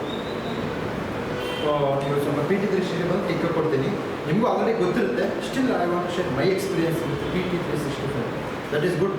ಪಿ ಟಿ 365 ಬಗ್ಗೆ ಬೇರೆ ಏನಾದರೂ ಕ್ವಶನ್ ಕೇಳಿದ್ರೆ ಅದು ಯಾರು ಅಟೆಂಡ್ ಮಾಡೋದು ಕೆಲವು ಸ್ಟೂಡೆಂಟ್ ಡೋಂಟ್ ಬಾದರ್. ನಾವೇನು ಮಾಡಿಬಿಡ್ತೀವಿ ಅಂದರೆ ಎಫರ್ಟನ್ನು 2-3 ಕಡೆ ಹಾಕ್ಬಿಡ್ತೀವಿ. ಆ ಮ್ಯಾಗ್ಝಿನ್, ಈ ಮ್ಯಾಗ್ಝಿನ್, ನೆಕ್ಸ್ಟ್ IAS ಬಾಬಾದವರು ರ್ಯಾಪಿಡ್ ರಿವಿಷನ್ ಟೆಸ್ಟ್ ಅಂತ ಇದೆ ಸೀರೀಸ್. IAS ಬಾಬಾದವರು ರ್ಯಾಪಿಡ್ ರಿವಿಷನ್ ಅಂತೇಳಿ ಯೂಟ್ಯೂಬಲ್ಲಿ ಒಂದು ಪ್ರೋಗ್ರಾಮ್, ಅದು 15 ಮಿನಿಟ್ಸ್ ಪ್ರೋಗ್ರಾಮ್ ಇರುತ್ತೆ. 15 ಮಿನಿಟ್ಸ್ 1-5. ನೀವು ಯಾವಾಗಾದ್ರೂ ಓದಿ ಟೈರ್ಡ್ ಆಗ್ಬಿಟ್ಟಿರ್ತಾರೆ, ಎಕ್ಸಾಸ್ಟ್ ಆಗ್ಬಿಟ್ಟಿರ್ತಾರೆ.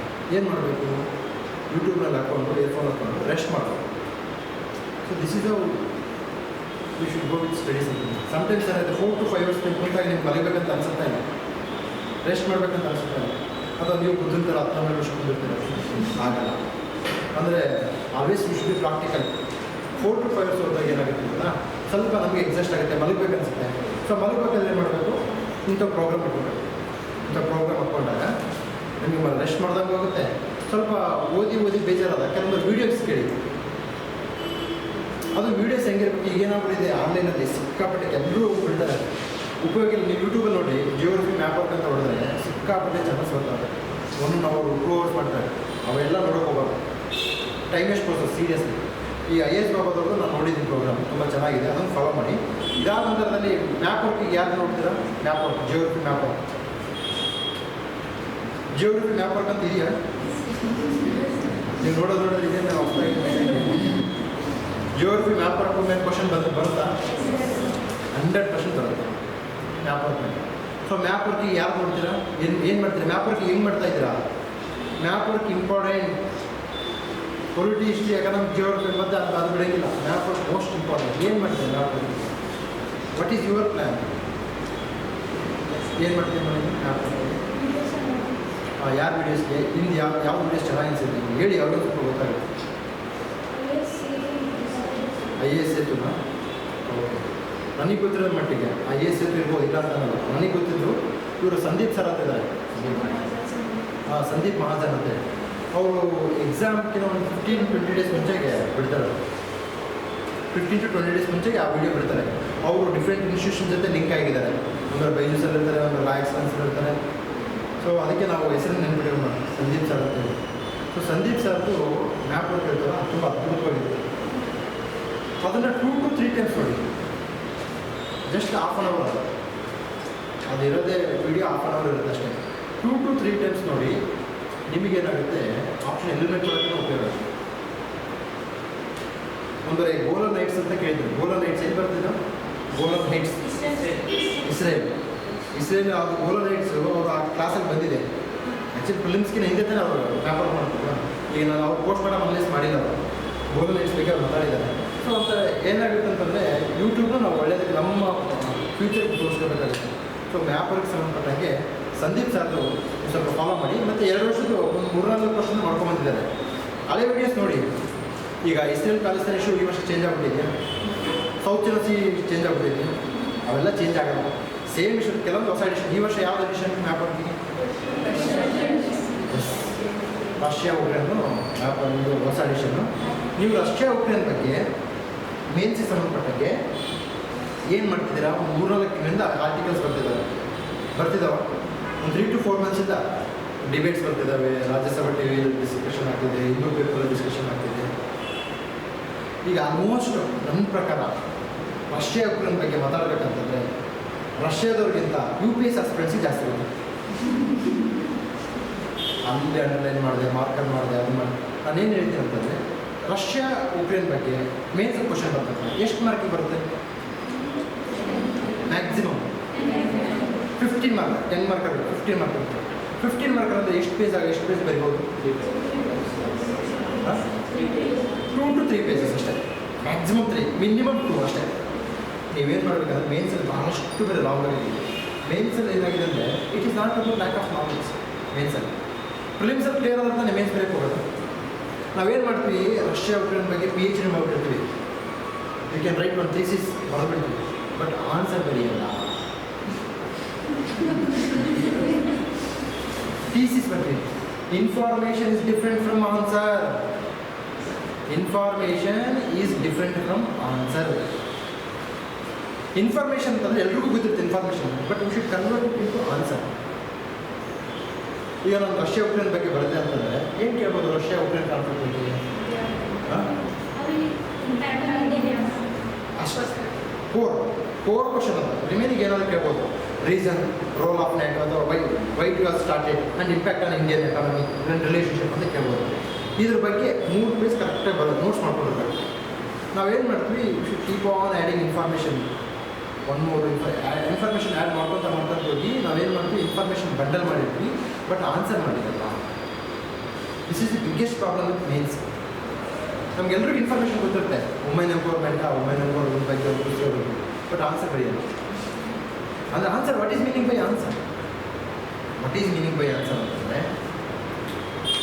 ಫಸ್ಟು ಕ್ವಶನ್ ಕೇಳಿದಾಗ ಯಾವುದು ವ್ಯಾಲ್ಯುಯೇಷನ್ ಆಗಬೇಕು ಪಾಯಿಂಟ್, ಇದು ಮೈಂಡ್ ವರ್ಕ್ ಅಂತಿದೆ. ಈಗ ಫಾರ್ ಎಕ್ಸಾಂಪಲ್ ನಮಗೆ ಇದು ಕೇಳ್ತಾರೆ ಅನ್ಕೊಳ್ಳಿ, ವುಮೆನ್ ಎಂಪವರ್ಮೆಂಟ್ ಬಗ್ಗೆ ಕೇಳ್ತಾರೆ ಅನ್ಕೊಳ್ಳಿ. ನಾವು ವುಮೆನ್ ಎಂಪವರ್ಮೆಂಟ್ ಬಂದಾಗ ಏನು ಫಸ್ಟಿಂದ ಸ್ಟಾರ್ಟ್ ಮಾಡ್ಬೇಕಂದ್ರೆ ಈಗ ರೂಮಲ್ಲಿ ಡಿಸ್ಕಷನ್ ಆಗಿದೆ. ರೂಮಲ್ಲಿ ಅಂತಂದ್ರೆ ನಿಮ್ಮ ರೂಮಲ್ಲಿ ಇದು ಈ ರೀತಿ ಬಂದಾಗ ಈ ರೀತಿ ಸ್ಟಾರ್ಟ್ ಹೆಂಗೆ? ಫಾರ್ ಎಕ್ಸಾಂಪಲ್ ವುಮೆನ್ ಎಂಪವರ್ಮೆಂಟ್ ಬಂದಾಗ ಈಗೆಲ್ಲ ವೇದಿಕದಲ್ಲೇ ತತ್ರ ನಾರೇಶ್ವರ ಪೂಜೆ ತತ್ರ ಅಂತ ಇದೆಲ್ಲರೂ ಗೊತ್ತಿರುತ್ತೆ.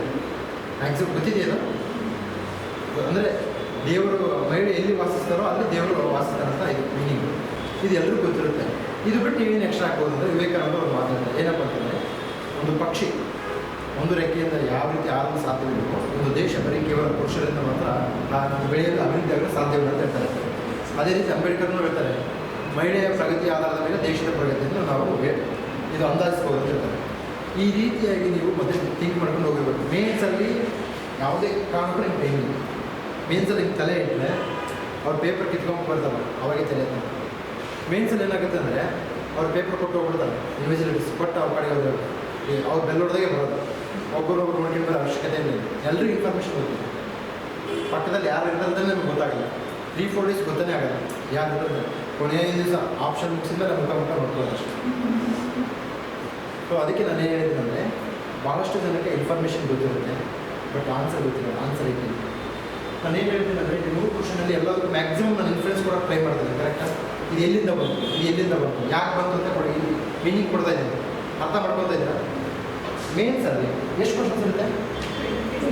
20ನ. ಎಥಿಕ್ಸಲ್ಲಿ ಕ್ವಶನ್ ಪೇಪರ್ ನೋಡಿದ್ದೀರಾ? ಎಷ್ಟಿರುತ್ತೆ ಎಥಿಕ್ಸಲ್ಲಿ? ಕೇಸ್ 6 ನಾವು 10 ಇರುತ್ತೆ. 10 ಅದು 100 ಮಾರ್ಕ್ಸಿಗೆ 150 ಮಾರ್ಕ್ಸ್, 250 ಆಯಿತು.